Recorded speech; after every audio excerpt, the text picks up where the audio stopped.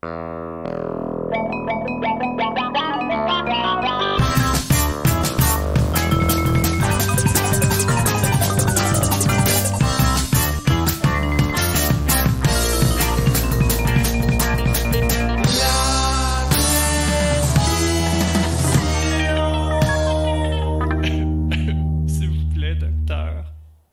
le bonjour et bienvenue à la prescription avec Dr Fred Lampert.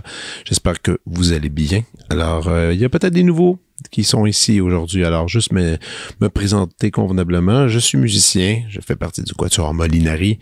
J'enseigne le violon, l'alto, comme chargé de cours à l'université, mais je suis surtout un grand curieux. J'aime parler avec des gens créatifs de différents milieux et à chaque semaine, à chaque lundi, un nouvel épisode, avec des gens soit du cinéma, soit des musiciens, des artistes visuels, et ça va dans toutes les directions. Bref, et tous ces gens viennent ici, on discute de leurs projets et à la fin, ils vont nous faire une liste, une prescription, quelque chose de personnel sur des œuvres qui sont importantes. Des œuvres qui sont importantes pour eux. Et voilà, c'est un show de partage, simple comme ça.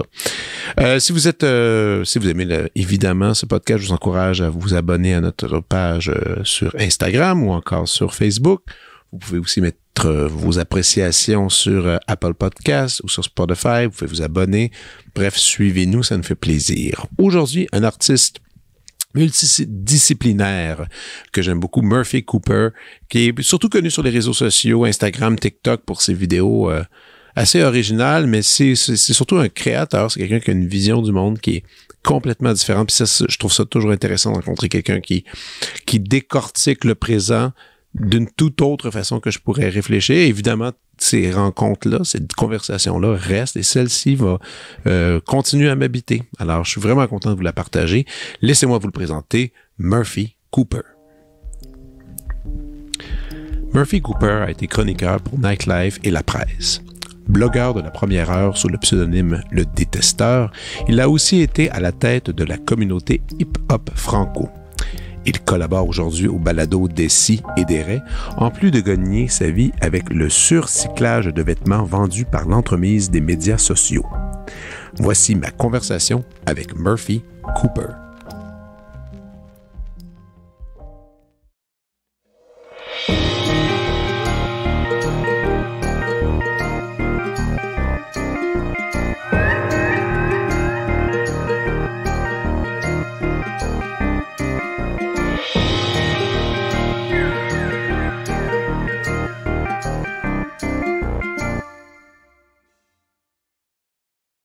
Bonjour Murphy. Salut, ça va? Oui, finalement, on a eu des difficultés à se rencontrer. T'étais oui. malade, j'étais malade. C'est ça, la COVID back-to-back. Là. Ouais, c'est ça. Donc là, on est enfin un en face de l'autre. Puis je suis vraiment content de te rencontrer parce que t'es un espèce de mystère pour moi. Puis je pense pour bien les gens aussi. I guess, mais moi je suis pas un mystère pour moi. Fait que moi, c'est toujours curieux d'entendre ça. C'est toujours un étonnement parce que moi, j'ai pas l'impression d'être un mystère, mais c'est parce que je peux pas me sortir de moi puis de me regarder de l'extérieur. Fait que... Mais moi, c'est mystère parce que évidemment, on reste souvent dans la vie accroché à nos premières impressions. Oui. Et tout dépendant quand est-ce que tu m'as découvert. T'sais. Exactement. Puis moi, je t'ai découvert il y a longtemps quand t'écrivais. T'as écrit un peu dans le Urbania, tu faisais des vidéos. C'était Nightlife, en fait. J'ai écrit une fois pour Urbania. Ouais, tout le monde se mélange dans les souvenirs. Ouais, c'est ça. Mais c'est pendant 6 ans pour Nightlife. Exact. Urbania, j'ai écrit une fois, je pense. C'est ça. Puis tu faisais des vidéos déjà, tu faisais des trucs comme ça. Puis c'était toujours... Moi, j'aimais ce que tu faisais. Tu sais, moi, je trouvais que j'aimais la personnalité, j'aimais t'étais parfois baveux, des fois un petit peu, souvent, mais c'était toujours bien ficelé. Je trouvais que t'écrivais bien, puis t'amenais des réflexions intéressantes. Ça me faisait beaucoup rire aussi. T'as un super sens de l'humour. Et moi, je te suivais. Tu sais, comme bien des gens te suivaient. Est-ce qu'on a déjà interagi on s'est jamais rencontrés. Jamais? On s'est jamais rencontrés. Même pas sur les médias sociaux, jamais d'interaction? Non, moi, les interactions médias sociaux, je les évite. Donc, tu sais, moi, je suis plus admiratif au loin. Je regarde le truc. Puis si j'aime quelque chose, je vais écrire, peut-être en privé. Mais je suis pas j'aime pas les confrontations, j'aime pas j'évite un peu ces affaires-là. Puis mais dans ton cas, c'est ça me plaisait. Puis Et là, t'as un peu comme disparu un jour. Ben, j'ai pas vraiment... Oui. Ce personnage-là que moi, je connaissais a disparu. Exact. Ouais, c'est ça. J'ai eu besoin de tout raser puis repartir à neuf, là. Parce que ce que tu dis, tu sais, tu disais que j'avais un petit ton baveux puis tout ça à l'époque. Ouais. C'est que à l'époque, on pouvait encore jouer sur la ligne. C'était pas dangereux encore, tu sais. C'était ce qui se passait sur Internet, ça restait sur Internet. J'ai côtoyé le danger dans la vie de tous les jours un peu parce que je franchissais un peu certaines limites, tu sais, des gens plus qui ont moins les outils pour comprendre ce que je faisais puis ce que je disais puis tout ça. Parce que moi, ce qu'il faut comprendre, c'est que j'étais un personnage de lutte. J'étais un grand fan de lutte professionnelle. Donc, j'allais tout le temps à l'extrême de ce que moi, j'étais vraiment dans la vie de tous les jours. Je voulais comprendre c'était quoi être une personne zélée, intransigeante puis tout ça. Fait que j'avais ce besoin-là de comprendre l'autre. Fait que j'incarnais ce que je n'étais pas. Puis ben il y a des gens qui comprenaient pas, fait que ça a mis ma vie un peu en danger certaines fois. Il y a un moment donné, la police a dû intervenir. Là, j'ai dû appeler la police parce qu'il y avait des gens qui étaient activement à ma recherche. Là. Activement? Fâchés. Ouais, genre des gens là qui se tenaient dans les groupes d'extrême droite là puis tout ça. Là. OK. Donc c'est ça. Fait que c'était un peu dangereux. Puis là c'est là à partir de ce moment-là, puis pas juste ça, c'est qu'il y avait aussi les gens. Tu sais, on s'est comme polarisé un peu, là, ben pas tout le monde, mais tu sais, il y a eu comme une polarisation sur les médias sociaux, puis tout le monde choisissait un camp.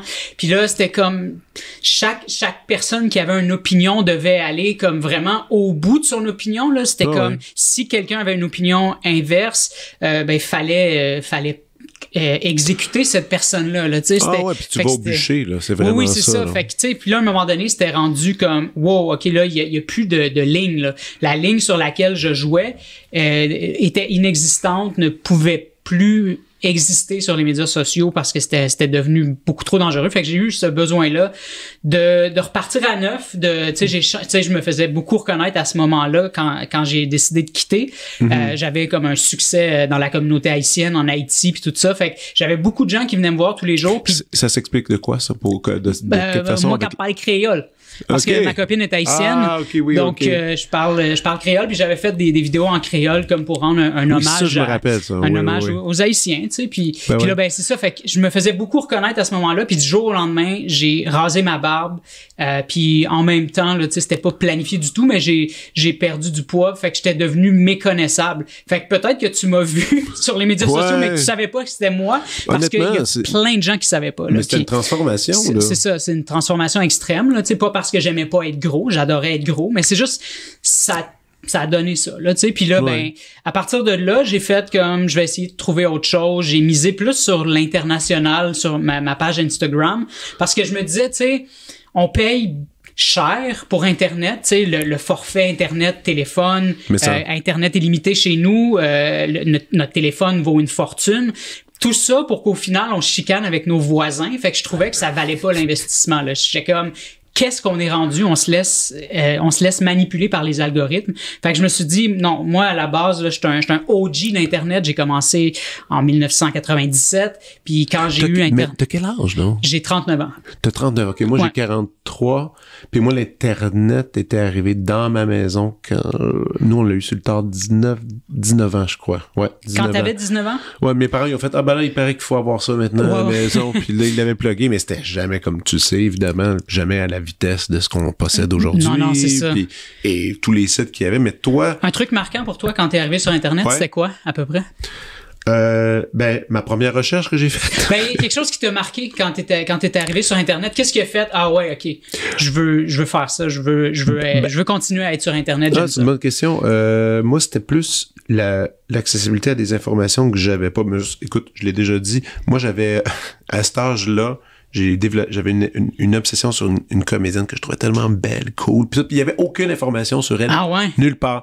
Puis aujourd'hui, elle est assez âgée. C'est Kristen Scott Thomas. Tu viens-tu Le Patient anglais? T'as-tu vu ce film-là? Non, j'ai pas vu ça. Très beau film. Puis elle est bilingue, tout ça. Mais tu sais, c'était à l'époque où justement, on n'avait pas d'informations à part peut-être quelques magazines. Puis là, il fallait que tu fouilles fort. Puis là, je m'étais dit, je suis curieux de savoir c'est où qu'elle a étudié, c'est quoi qu'elle a fait. Taper son nom. Et là, tout était apparu. J'ai fait, OK, même des trucs plus obscures qui sont dans ma tête, dorénavant, je pourrais avoir des réponses. C'est ça. Moi, c'est surtout ça. OK, puis là, t'as compris qu'on était ailleurs. Ouais. Moi, parce que moi, le jeu en ligne, les jeux vidéo, tout ça, non, je suis pas là-dedans. C'était plus concernant l'information que ça m'avait impressionné d'avoir accès à tout ça. Mais bon, puis après, c'est comme toi et moi, on le sait maintenant avec YouTube et tout. Là, je veux dire, maintenant, je veux dire, je regarde plus des chaînes YouTube que de la télé. Je regarde pas la télé, en fait. Donc, c'est pas... non, c'est ça. Hein? C'est rendu vraiment l'Internet. Et là, toi, c'était quoi un événement marquant? Ben moi, je le dis souvent, j'ai une fascination pour notre manque de fascination qu'on avait au début d'Internet. Moi, j'étais super fasciné. Okay. J'étais comme... Parce que, tu sais, t'avais l'opportunité de faire entrer des images dans ton salon, puis tout le monde s'en foutait. Tout le monde continuait sa vie comme si de rien n'était, puis j'étais comme mais non, attends. Puis nous autres, on était pauvres, puis j'ai comme vraiment achalé mon père pour qu'on aille un ordi, mais j'étais quand même très compréhensif de la situation. Absolument, mais j'avais des oncles qui travaillaient dans l'informatique, puis à un moment donné, à Noël 97, mes deux oncles ont uni leurs forces pour m'offrir un ordinateur et m'a prêté un des deux oncles m'a prêté sa connexion 56K, puis il m'avait dit, tu sais, essaie de pas y aller trop souvent, mais j'y allais trop souvent. Puis mais c'est ça, puis là j'étais, tu sais, à l'époque, c'était pas sexy là d'avoir Internet. Là. Tu disais ça, là, on est en 97, j'étais en secondaire 1. Tu dis ça à l'école secondaire, que tu as Internet, que tu as une vie virtuelle active. Les gens veulent te crucifier. Là. T'es en proie à l'intimidation. Là. T'es un nerd. Ben, t'es un nerd. C'était ça à l'époque. Là. C'est ça, c'était le synonyme. Ben oui, fait que je me rappelle, il y avait un gars qui avait un t-shirt « Je surfe sur Internet », puis là, c'était comme un dessin de surf avec un A commercial qu'on appelait le arrobas à l'époque, là, tu sais. Mais non, c'est ça, fait que moi, ça m'a vraiment, vraiment fasciné que les gens se foutent d'Internet, puis là, ben, je passais mes journées là-dessus, ça me fascinait de voir les bannières publicitaires, tu sais, parce que c'était des encarts publicitaires que quand tu passes sur l'autoroute, ben là, t'avais ça sur le top de ton écran, puis quand tu naviguais sur Internet, c'est ça, l'accès à avoir une bibliothèque chez soi. C'est ça qui me fascinait. Puis moi, je m'informais sur la lutte professionnelle, les vrais noms des lutteurs. Quand tu dis lutte professionnelle, peux-tu juste me définir c'est quoi les ligues, c'est quoi tu veux dire la lutte? WWE, WCW à l'époque. À l'époque, c'est ça. C'est ça, la lutte, le sports entertainment là, qu'on appelle aujourd'hui. Là, c'est ça, le sport divertissement. Là, c'est ça, avec les Stone Cold Steve Austin, The Rock. Pis tout exact, tout ça. Mais ça, là, l'Internet, l'amour de la lutte, c'est vrai que c'était des sujets pour se faire écœurer à l'école. Ben oui. J'avais des t-shirts de Shawn Michaels en bédaine quand je suis rentré en secondaire 1. Puis, ça devait être... T'as eu de l'intimidation? Pas longtemps. Pour vrai? Puis j'ai une très belle histoire par rapport à ça parce que récemment, il y a un gars avec qui j'étais au secondaire qui est revenu me parler, qui m'a redécouvert via les médias sociaux. Il est venu me parler cette semaine, puis il m'a dit est-ce que tu allais à l'école Liberté Jeunesse à Oka? Puis là, j'ai dit ouais. Puis là, il dit je m'appelle David Saint-Don. Puis là, j'ai fait comme oh shit, ça fait des années que je te cherche parce que je le trouvais nulle part. Tu sais, il a probablement super changé. Fait que je le trouvais pas sur Facebook ni rien. Mais ce gars-là, c'était un fan de lutte, puis il s'adonnait à se tenir avec la gang la plus cool de notre école secondaire. Puis il avait remarqué ma casquette de Bret the Hitman Hart, un lutteur professionnel canadien de Calgary. Et là, il a commencé à me parler, puis il a insisté pour que je sois intégré à cette gang-là. J'étais gêné, j'étais un petit gros, je parlais pas, j'étais terrifié par les filles, puis j'étais dans cette gang-là, je comprenais pas qu'est-ce que je faisais là, mais lui, il a eu cette ouverture-là, c'était un leader sans savoir que c'était un leader, tu sais. Puis c'est ça, puis là, ben j'y ai raconté ça, j'ai dit, tu sais, je dis oui, je me rappelle de quitter, mais non seulement ça, t'as changé complètement le parcours de ma vie parce que je m'enlignais pour me faire intimider tout mon secondaire, mais parce que t'as fait ce geste-là que très peu de gens auraient fait, ça a comme tout changé. Quelque chose de genre, il est correct, lui, il est super, on va avoir du fun avec lui. Ça a changé ma vision de l'humain, ça a fait en sorte que, tu sais, j'aurais pu devenir amer, tu sais, j'aurais pu devenir un incel, tu sais, je sais pas. Mais tu sais, mais non, ça a fait en sorte que je veux être cette personne-là dans la vie à partir de maintenant. Je veux avoir cette ouverture-là. Je veux offrir aux gens ce que cette personne-là m'a offert puis que personne d'autre voulait m'offrir. Je voulais être cette personne-là, tu sais. Puis ce gars-là s'attendait pas à ce que j'y déballe tout ça. Mais c'est ça, puis il était super touché, puis il me disait que maintenant il élève ses enfants pour qu'ils soient pas des intimidateurs puis tout ça. C'est ça. Fait que non, fait que c'était des belles retrouvailles que j'ai eues avec ce gars-là. Mais je veux pas aller contre toi là-dessus, mais mettons, t'as pas eu peu d'intimidation, t'as réussi à être toi-même.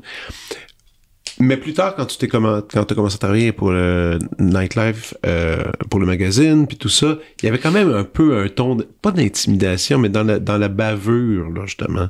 Comment t'as développé ce personnage-là au début? C'était pourquoi? Est-ce que t'aimais provoquer? C'était-tu quelque chose comme ça qui... Ben oui, parce que c'était ça, Internet, à ce moment-là. Tu sais, on était un peu... Ben, c'est aussi que, tu sais, il y avait comme...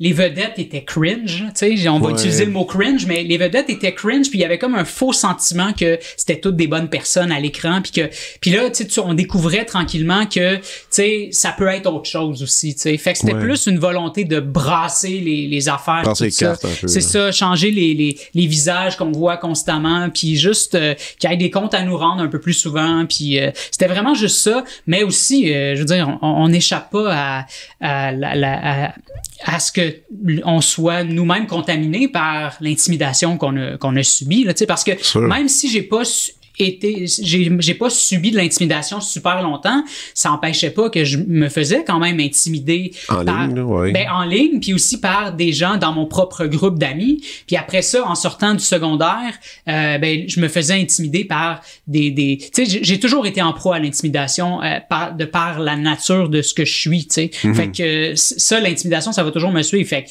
oui, il a fallu que je me décontamine au fil du temps de l'intimidation que je pensais ne pas avoir en moi, tout comme tous les adultes pensent ne plus être des intimidateurs rendus, mais tu sais, on y échappe pas, là. Quand t'es sur Internet puis t'es actif, tout le monde part à 14 ans. On a tous 14 ans, là. Tu sais, on est... j'aime ça comme concept. C'est vrai. J'ai cette impression-là qu'on a tous 14 ans, puis il faut apprendre à se décontaminer de tout ça. Puis je pense qu'on se méfie pas assez du fait qu'on a tous 14 ans quand on devient actif sur Internet. Puis moi, les choses que, tu sais, quand j'étais sur les forums Internet au début des années 2000, puis tout ça, tu sais, j'ai été un intimidateur sur les forums, puis on l'a tous été, c'était ça l'époque. Mais à un moment donné, on apprend, puis on se rend compte que j'ai été toxique, puis voici ce que les pièges qu'il faut que j'évite dans le futur, puis tout ça, puis mais c'est quoi un piège qu'il faut qu'on évite, tu dirais? Le cyberharcèlement, tu sais, on tombe tous là-dedans à un moment donné parce qu'on a tous un prétexte, tu sais. Quand t'intimides quelqu'un, t'as raison de le faire, puis tu penses pas que c'est de l'intimidation parce que ça en est pas dans le moment présent, tu sais, parce qu'il y a quelqu'un qui a quelque chose à se reprocher, tu sais. Fait qu'on est tous à risque de tomber là-dedans. Puis je pense que ça, c'est en partie ce qui fait qu'on a tous 14 ans quand on est sur Internet. Mais quand on veut justement éviter justement comme tu nommes ça bien, les pièges. C'est quoi le truc? C'est on ferme le laptop, puis on prend une distance, on prend une marche, puis je pense que c'est plus inconscient puis organique que ça, tu sais. Je pense que c'est pas une décision qu'on prend. Je pense que c'est juste, c'est un cheminement, je pense. Puis c'est de peut-être c'est ça, je pense, prendre un pas de recul puis observer, tu sais, être à l'écoute des gens qui l'ont déjà vécu peut-être, tu sais, là, en admettant qu'on part en 2024, là, tu sais, parce que moi je pouvais pas savoir quand je faisais ça en 2000, là, tu sais, parce que c'était ça la norme, là, c'était un standard là, de faire ça, là, tu sais. Mais là 2024 c'est différent, là. C'est différent. Donc je pense qu'en 2024, c'est juste d'observer les gens qui témoignent, qui te parlent de ce qu'ils ont vécu, de comment eux ont fait pour justement s'affranchir de ça, puis de les pièges à éviter, puis tout ça, tu sais, parce que c'est facile de tomber là-dedans, là, tu sais, parce que, tu sais, je veux dire, la cancel culture, tu sais, ça a une raison d'être. Puis moi, j'ai pas beaucoup de problèmes avec la cancel culture personnellement, mais je vois des comportements de certaines personnes, mais puis là, c'est plus woke, anti-woke, là, c'est tout le monde a pris un peu les outils de la cancel culture, là, tu sais, parce que c'est notre manière de vivre maintenant, là, tu sais. Tu regardes sur TikTok, les gens qui veulent tenter de disqualifier, d'invalider la vie, par exemple, des personnes trans, vont utiliser des outils de la cancel culture pour essayer, justement, tu sais, fait c'est intéressant que tu dis ça, parce que même des gens qui sont comme qui vont parler contre la cancel culture vont faire des fois des gestes qui sont exactement dans les mêmes mécanismes, là, du genre, j'ai fait un vol sur Air Transat, j'ai pas aimé ça.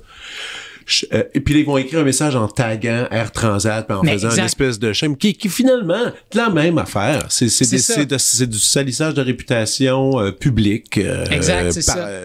En ayant cherché une forme de sympathie un peu étrange, parce que c'est vrai que maintenant, ça, c'est peu importe le camp que t'es, tout le monde utilise un peu ça. Ben oui, c'est ça. On a besoin d'une espèce de levier, là, d'élément qui fait que, ça, c'est ce qui va me permettre de le tenir par les couilles. Ouais. Fait qu'on utilise la honte, l'humiliation. Ouais. Puis, ben c'est ça, tu sais. Fait que mettons comme, toi, t'es ami avec telle personne, ben on va se servir de ça pour... Puis là, l'autre personne va se sentir comme attaquée. Puis là, comme, oh shit, il y a un call to action, là. Là, je suis interpellé. Je suis ami avec cette personne-là. Fait que peut-être qu'il faut que j'arrête d'être ami avec cette personne-là parce que lui, il a utilisé la honte pour... Tu sais, fait que c'est toutes des affaires comme ça, vraiment. T'as déjà été pris dans des histoires comme ça où est-ce que, justement, t'as dû prendre des décisions restructurées à cause de la cancel culture? Parce que tu dis que t'en as pas... Constamment.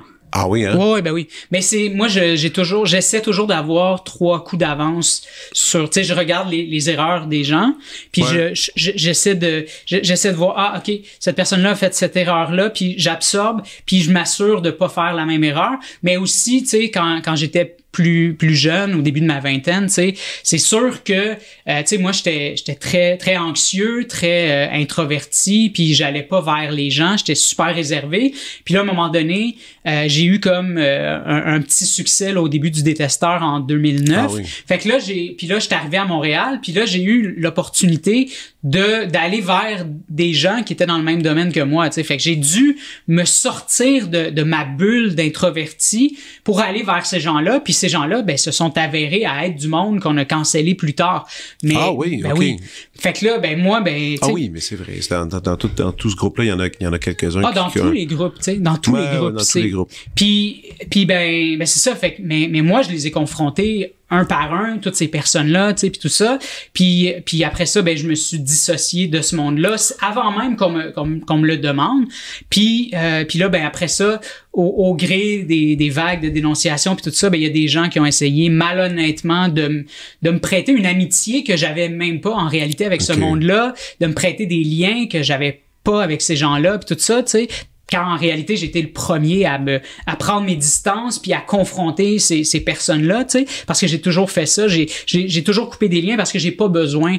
Moi, j'ai ma copine depuis 16 ans, puis j'ai juste ça dans la vie, puis j'ai pas besoin de plus que ça. J'ai des amis que je sais qui ont rien à se reprocher, qui sont pas sur Internet dans ma vie de tous les jours. Fait que j'ai pas besoin de ça, ces liens-là publics là avec d'autres personnalités, ça m'intéresse pas, j'ai pas besoin de ça. Fait que moi je peux facilement tasser des gens de ma vie, puis là je suis de plus en plus méfiant là avec les années parce que tu sais à un moment donné, je faisais juste aller prendre des cafés avec une personne que tu sais c'était juste quelqu'un avec qui je partageais une passion commune, puis on allait prendre des cafés, puis on prenait des photos, puis tout ça. Puis là, cette personne-là s'est retrouvée dans un scandale. Ouais. Puis là, vu que je prenais des photos avec cette personne-là, là, il y a des gens qui ont voulu comme me mettre dans une position qui était pas la mienne. Puis, tu sais, fait qu'à un moment donné, c'est comme, hey, tu sais, il y a des gens qui venaient prendre des cafés avec moi, puis qui me disaient, mais toi, là, tu sais, comment tu te sens de t'être tenu avec cette personne-là? Puis là, je suis comme, hey, je prends un café avec toi en ce moment, là. Je prends autant le risque, là. Qu'est-ce qui me dit que toi, t'es mieux, c'est ça. Ouais. Fait que là, ces gens-là comprenaient la dynamique à partir de ce moment-là quand je leur expliquais que c'était comme, tu sais, fait que là, ben, moi, je suis un extrémiste. Fait qu'à partir de ce moment-là, je suis comme, je vais juste arrêter de côtoyer du monde. That's it. Je vais juste arrêter. Je vais me tenir loin de tout le monde. J'ai pas ce besoin-là, tu sais. Tandis que, je connais plein de gens qui, eux, au contraire, ils ont besoin, c'est des personnalités grégaires qui se tenaient dans des repères où est-ce qu'il y avait des abuseurs là de tapissés sur tous les murs d'où est-ce qu'ils étaient, tu sais, puis ces gens-là, tu sais, vu qu'ils évoluaient en groupe, ben, tu sais, quand t'évolues en groupe, l'individu est un peu anonyme à l'intérieur de ces groupes-là, tu sais, tandis que moi, je suis seul. Fait que c'était plus facile de cibler la personne qui était seule parce que c'est comme, c'est son seul ami, tu sais, fait que c'est comme si genre vous êtes comme vous êtes des tissés serrés, là, vous êtes des jumeaux, là, tu sais, mais non, tu sais, c'est juste que je m'adonnais à prendre des cafés avec ces personnes-là, c'est tout. Mais ouais, ça a été rough, ça a été vraiment rough, là. Je l'ai eu rough pour absolument aucune raison parce que j'ai pas d'affinité avec ce monde-là. Puis en plus, je les ai sortis de ma vie avant qu'il soit trop tard, quand la plupart des gens les avaient même pas sortis de leur vie. Puis, mais en tout cas, c'est ça. Mais c'est intéressant parce que si on enlevait l'élément de l'Internet, les photos, justement, tous ces éléments-là qui sont des preuves, finalement, de fréquentation, on n'aurait même pas cette discussion-là par rapport à ces relations-là. Parce que sûrement que tu n'aurais pas pensé, tu sais, souvent les gens disent que tu peux côtoyer un agresseur, pas intimement, là je parle juste comme au travail, tout ça, puis tu peux avoir aucune idée nécessairement là, de ce qui se passe. Il y en a qui vont dire t'es aveugle. Des fois, honnêtement, je crois que tu peux pas toujours percevoir tous les signes dans une relation. Je veux dire d'amitié, mais quand au travail, oui, c'est ça, au travail, on oublie ça. Là. Mais c'est ça, puis ça, c'est justement, c'est une erreur de penser comme ça, parce que c'est d'évacuer d'emblée le caractère manipulateur de ces gens-là, puis l'aspect aussi que ces gens-là peuvent être gentils avec tout le monde, mais avoir causé du tort à une personne, isoler cette personne-là, puis tout ça, tu sais, des pervers narcissiques, c'est comme ça qu'ils opèrent, tu sais. Fait que si on évacue ça d'emblée, on n'aide pas là, à résoudre le problème, mais c'est ça. Ouais. Non, c'est quand même fascinant. Cela dit, tu dis, tu as réussi à tasser tout ça, mais ce que tu exprimes, je trouve ça, il y a une certaine solitude dans tout ça. Ben, je suis avec ma copine, tu sais. Vous êtes heureux, c'est cool. Ben oui, c'est ça. Puis je suis dans l'art, tu sais. Je suis constamment dans la création. Fait que c'est tout ce que j'ai besoin de rien d'autre que ça. Puis, tu sais, quand comme moi, je vais au centre-ville me filmer, puis les gens viennent à moi. On va parler de ça d'ailleurs. Constamment. Les gens viennent à moi constamment. Fait que c'est ma dose d'interaction, là, tu sais. Puis j'ai pas besoin de plus avec ces gens-là. J'ai pas besoin de développer d'affinité avec ces gens-là. J'ai aucune idée qui sont ces gens-là. Puis ça me compte. Mais sinon, j'ai mes amis, tu sais, avec qui j'ai une émission un podcast, là, des Sidérés, là, les Julien Bernatchez, Maxime Gervais, puis Mathieu Niquette, puis tout ça. Qui sont des amis de longue date. C'est ça, puis tu sais, ces gens-là, tu sais, c'est cool parce que se sont avérés à être des personnes très sensibles, très empathiques, très ouverts à ces gens, les enjeux progressistes, puis tout ça. Tu sais, ils ont tous eu des copines de longue durée, des copines qui sont très féministes, puis tout ça, puis tu sais, fait que c'est le fun de voir que ces gens-là sont pas toxiques, là, tu sais. Fait que ça au moins j'ai eu la preuve, puis j'ai pas besoin de plus que ce monde-là, là, tu sais. Ah, mais tu vois, il y a un certain conservatisme, un peu conservateur dans le sens, mais pas d'une façon négative, je parle. Surtout du fait d'avoir des amis solides, des trucs de longue date, quelque chose sur lequel tu peux te rallier. C'est important, on le mentionne pas assez. C'est surtout quand on est jeune, on essaie d'être connecté avec le plus de gens possible, tout ça, ce qui peut s'avérer souvent une erreur. Exact, c'est ça. De se perdre, puis de... Maintenant, quand j'ai dit à des amis qu'on allait se rencontrer pour enregistrer, c'était tous des gens aussi comme moi qui t'avaient suivi auparavant. Oui. Puis il y en a qui m'ont dit, ah oui, je l'ai vu au centre-ville, en train de filmer, en train de faire ses capsules. On pourrait appeler ça des capsules. Des séances de connuage. Des séances de connuage, exact. Connuer d'ailleurs, un bon verbe, ça. Certains me disaient, ah oui, mais c'est clair que lui, il fait un Joaquin Phoenix. T'as-tu déjà fait dire ça? À l'époque, oui, on me disait ça, là, il y en a qui pensent encore que tout ce que tu fais en ce moment, tu sais, tout ça, c'est comme une étude. Il y en a mes amis sociologues, ils ont dit, c'est sûr que c'est une étude sociologique qu'il est en train de faire. Il est en train d'analyser en allant sur TikTok, en se dévoilant comme ça.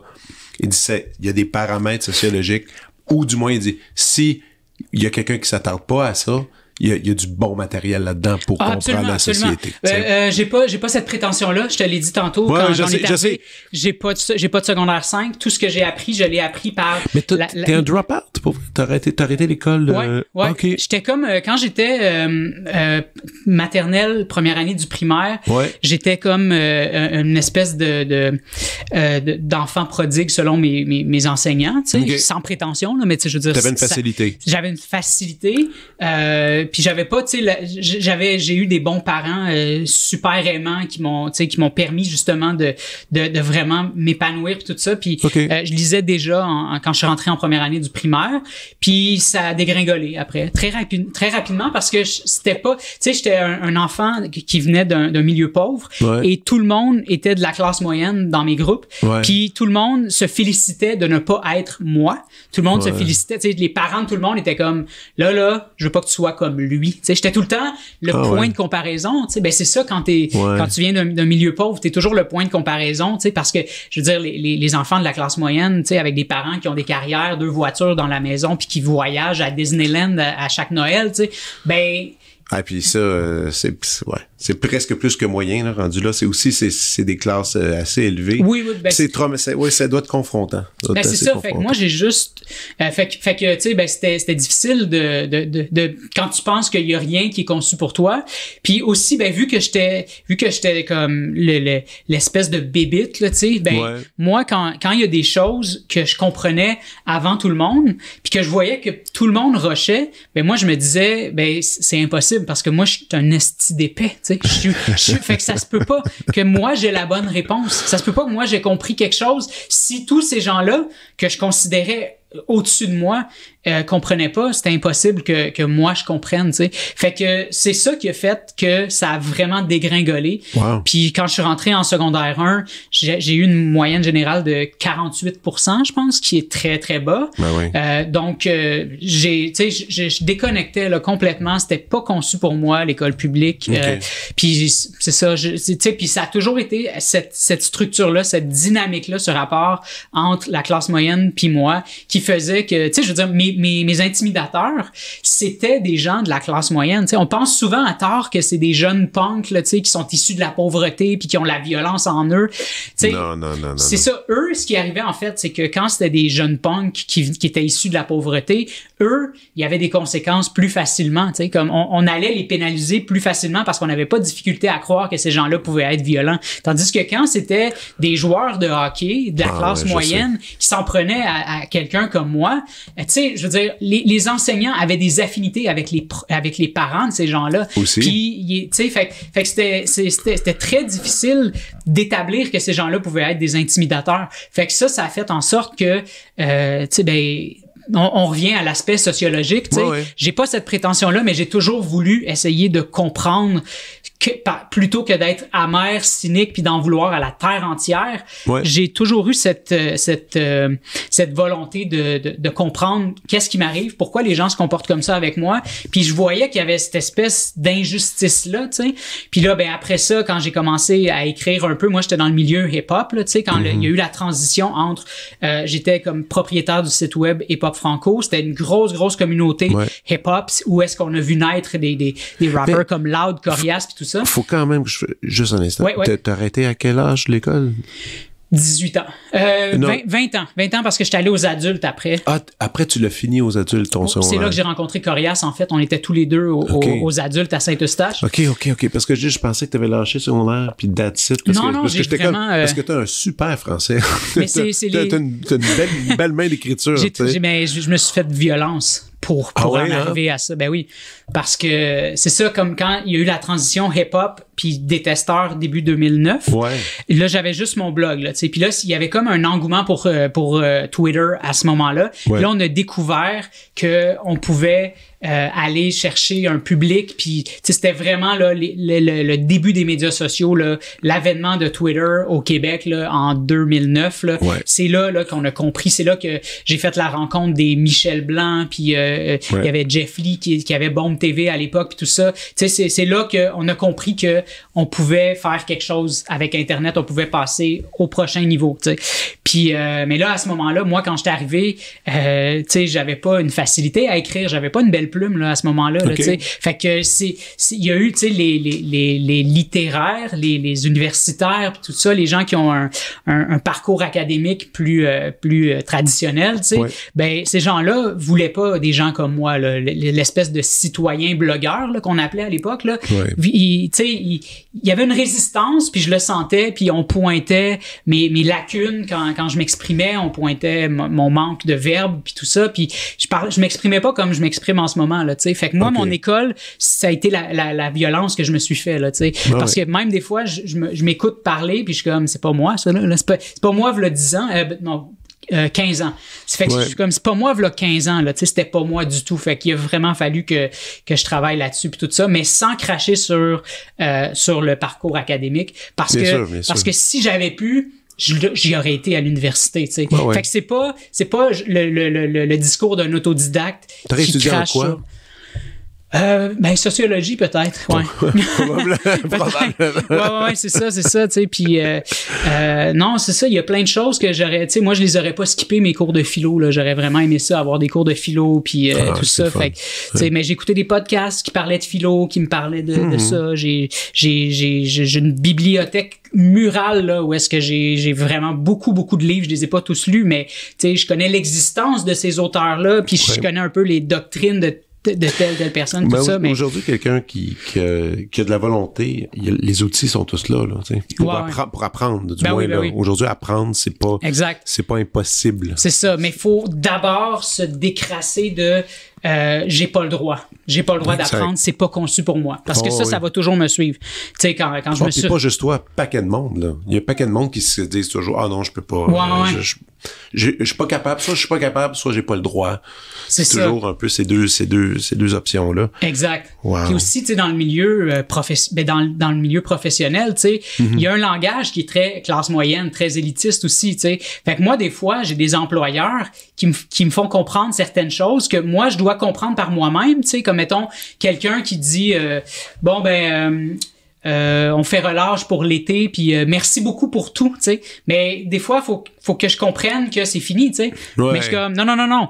Moi, je m'excuse là, j'ai côtoyé des gens qui se tapaient sa gueule, là, tu sais, comme tu vas me dire les choses telles quelles. Là. Je viens du milieu hip-hop, là. Tu vas me dire ce qui en est vraiment là. Moi, je vais pas des phrases un peu bizarres, louches, que ça peut prendre toutes les directions là. Exact, c'est ça. C'est comme tu vas me dire les choses telles quelles. Tu sais, fait que je le vois. Même quand je lis des chroniqueurs à la presse, au Devoir, puis tout ça, je le vois qui vient de la classe moyenne avancée. Tu sais, je le vois qui a comme une espèce de déconnexion avec le milieu pauvre. Tu sais, je le vois quand les gens parlent de pauvreté à coups de statistiques, mais qui veulent ils tassent du débat les vrais pauvres, les gens qui sont vraiment issus de la pauvreté, genre qui ont vraiment connu la violence, de la précarité puis tout ça. Tu sais, ils vont se parler entre eux en statistiques puis en pourcentage puis tu sais. Fait que je le vois puis tu sais, je vois les sujets aussi qui sont abordés puis je suis comme c'est bobo cette affaire là, genre comme les intérêts puis tout ça, ce que tu sais comme quand on dit tout le monde, non c'est pas tout le monde, c'est genre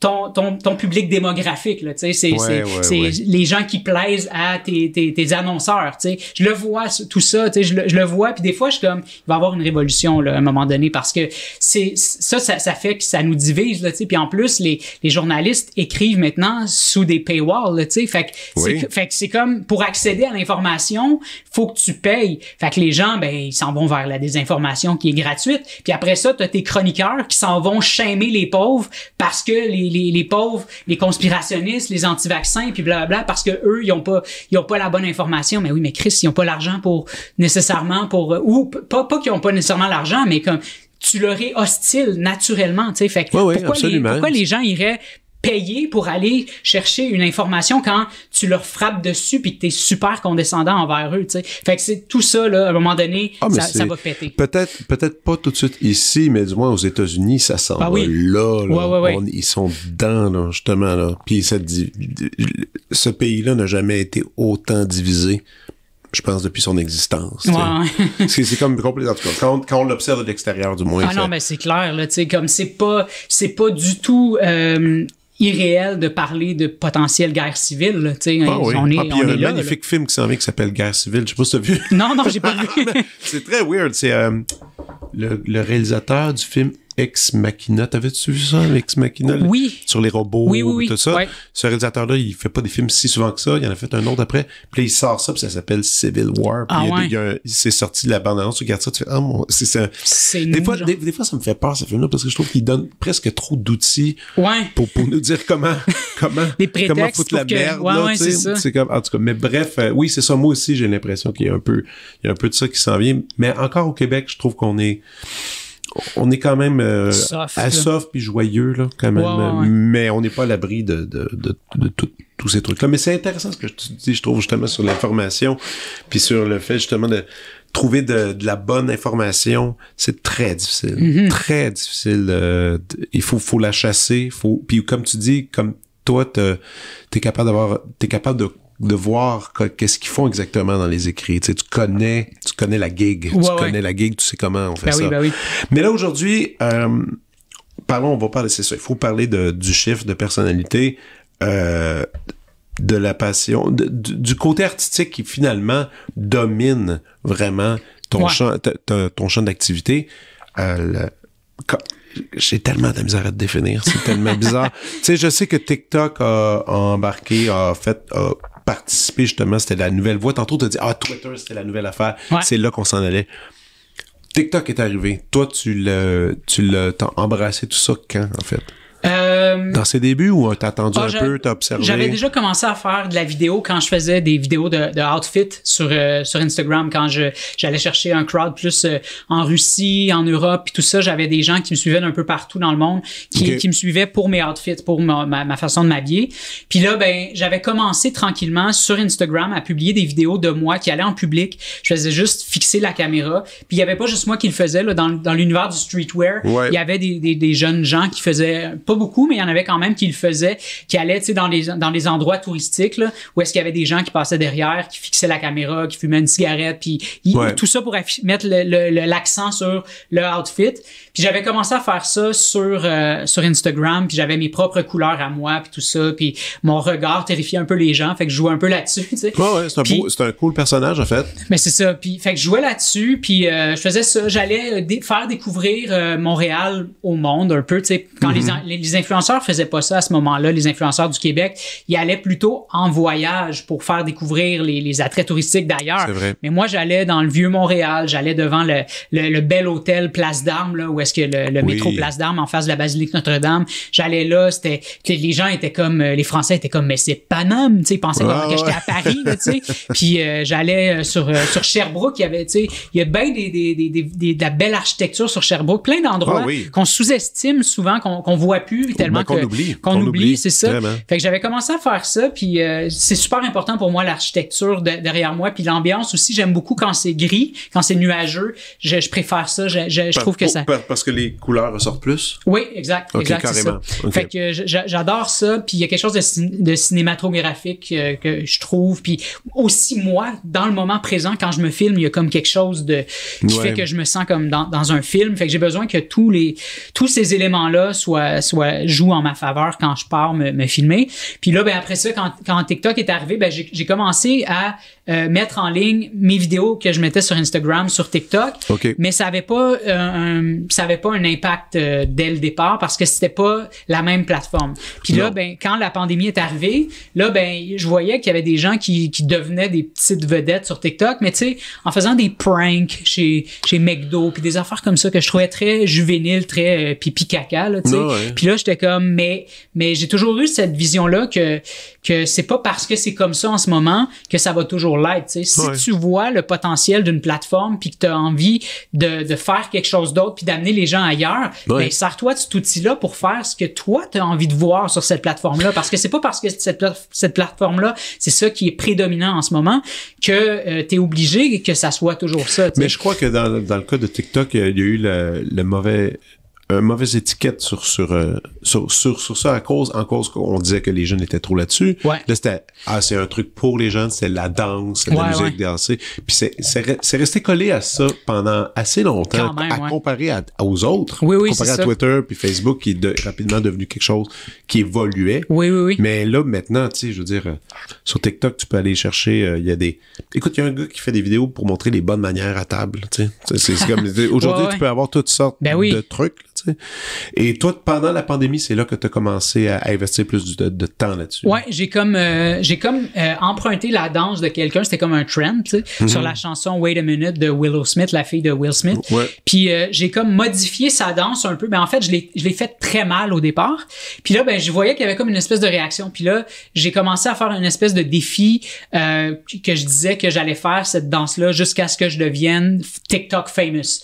Puis là, tous les jours, j'allais faire cette danse-là avec un outfit différent parce que c'était ça à ce moment-là, tu sais, j'avais des outfits puis tout ça, puis j'en avais là comme j'avais vraiment beaucoup de vêtements parce que je passais ma vie dans les friperies. Puis là, il y avait plus de magasins d'ouvert, mais parce qu'on était en confinement, mais il y avait j'avais tellement de vêtements chez nous que j'étais comme je vais utiliser ce que j'ai. Fait qu'à tous les jours, je répondais à des commentaires négatifs, des gens qui m'intimidaient, des haters. Puis je répondais à un commentaire avec j'ai le mot m'échappe là, peu importe là. J'ai répondu à ces commentaires là. Puis là j'allais danser, je faisais cette petite danse là. C'était des vidéos de 8 secondes seulement. Puis là à chaque fois que je publiais à tous les jours, il y avait des gens qui s'ajoutaient, qui voulaient voir si j'allais réussir ce défi-là, puis qui trouvaient ça mystérieux parce qu'ils étaient comme, c'est qui cette bébête-là, puis tout ça, puis ils me trouvaient bizarre un peu, puis tout ça. J'avais un anneau dans le nez, plein de bijoux, puis tout ça, puis comme des outfits différents chaque jour, puis là, j'amenais les gens ailleurs. Fait que là, ça a commencé comme ça jusqu'à ce que j'aille 130 000 abonnés. Puis mon père est mort. Fait que là, j'ai comme pris une pause de tout, là, tu sais. Ça, on est en août 2021. Fait que là... Est-ce qu'il est mort de la COVID? COVID, non. Du diabète. Diabète. C'est ça. Fait que, tu sais, moi, j'avais très peur pour lui à cause qu'il était diabétique. Puis j'avais peur qu'il y ait la COVID, mais finalement, c'est le diabète qui l'a tué. Mais c'est un effet des confinements, tu sais. On était tous sédentaires à ce moment-là, tu sais. Fait que je pense que c'est surtout ça. Il pouvait pas, tu sais, son docteur, il avait donné un ultimatum. Fallait qu'il soit plus actif, fallait qu'il maigrisse parce que sinon son cœur allait lâcher. Puis là, on est en confinement, il pouvait rien faire. On pouvait pas le shamer, tu sais. C'est comme personne peut rien faire. Fait qu'il faisait plus de bouffe, il mangeait plus, puis tout ça. Comme beaucoup de gens exact, ont fait. Comme tout le monde, tu sais. Fait que c'est ça. Fait qu'il est mort là. Puis là, moi, j'étais juste hors service là, pendant comme vraiment longtemps. Mais... Ah ouais? Oui, évidemment, c'est triste. Puis c'est tout le deuil. Le deuil, c'est lourd à porter, tout ça. Donc là, tu t'es déplugué pour... justement plus te concentrer sur toi-même. Ouais. Ben j'étais plus capable de bouger là. J'étais sur mon divan, puis j'étais en grosse douleur aiguë là, intense là. J'étais PTSD à côté là. Tu sais, j'étais comme vraiment. Je dis souvent que je me sentais comme si j'étais dans un sous-marin là. Tu sais, l'espèce de dépersonnalisation là. Tu sais, il y avait rien qui fitait, il y avait rien qui marchait comme ça devrait marcher. T'as-tu des frères, des sœurs? Ouais, j'ai un frère. OK. Lui, comment il l'a vécu? Il devait continuer à aller travailler puis tout ça. Moi, j'avais encore un peu d'argent, là, tu sais, de mes ventes de vêtements que j'avais commencé un peu à vendre un peu de vêtements puis tout ça. Puis je pense que j'avais-tu encore un dernier chèque de la PCRE, je pense. Fait que. Donc, puis là, ouais, c'est ça. Fait que ça m'a permis de vivre mon deuil, mais tu sais, c'était, pour vrai, tu sais, je pouvais juste pleurer, c'était pas suffisant. Ça faisait tellement mal qu'il fallait que j'en parle puis à ma copine. Puis il fallait que j'y évoque des souvenirs, que j'y parle de... J'ai vécu... Tu sais, je me rappelle de ça avec mon père, puis là, ça faisait tellement mal que là, je me mettais à beugler des fois. J'étais au plancher, à terre, puis je donnais des coups de poing, tellement ça faisait mal. Là. C'était de la tristesse de perdre quelqu'un qu'on aime ou c'était des regrets de pas avoir réglé certains dossiers? Ben, c'est une mort subite, hein. Fait que c'est sûr que tu peux pas régler certains dossiers. Moi, j'avais pas de relation... T'étais pas à jour. Avec ton père, t'étais-tu à jour? Je pense qu'on l'est jamais. Quand c'est subi comme ça, je pense qu'on l'est jamais, tu sais. Ouais. Parce que, puis j'avais pas une relation conflictuelle avec lui, mais j'éprouvais beaucoup de honte puis de culpabilité, mais ça, tout le monde qui est en deuil, je pense qu'on a tous de la honte puis de la culpabilité, mais j'avais beaucoup de honte puis de culpabilité du temps du secondaire où est-ce que je sentais que je devais protéger mes parents parce que si j'étais gros et pauvre, c'était en raison de mes parents, tu sais. Fait que quand je me faisais intimider pour ces raisons-là, parce que j'étais gros et pauvre, moi, je pouvais pas rentrer à la maison le soir puis dire qu'est-ce qui s'était passé à l'école parce qu'il aurait fallu que je dise à mon père, ben c'est parce qu'on est pauvre, tu sais. Puis lui, je le voyais qui se démenait au travail, tu sais, qui comme un malade à essayer justement de nous sortir de la pauvreté.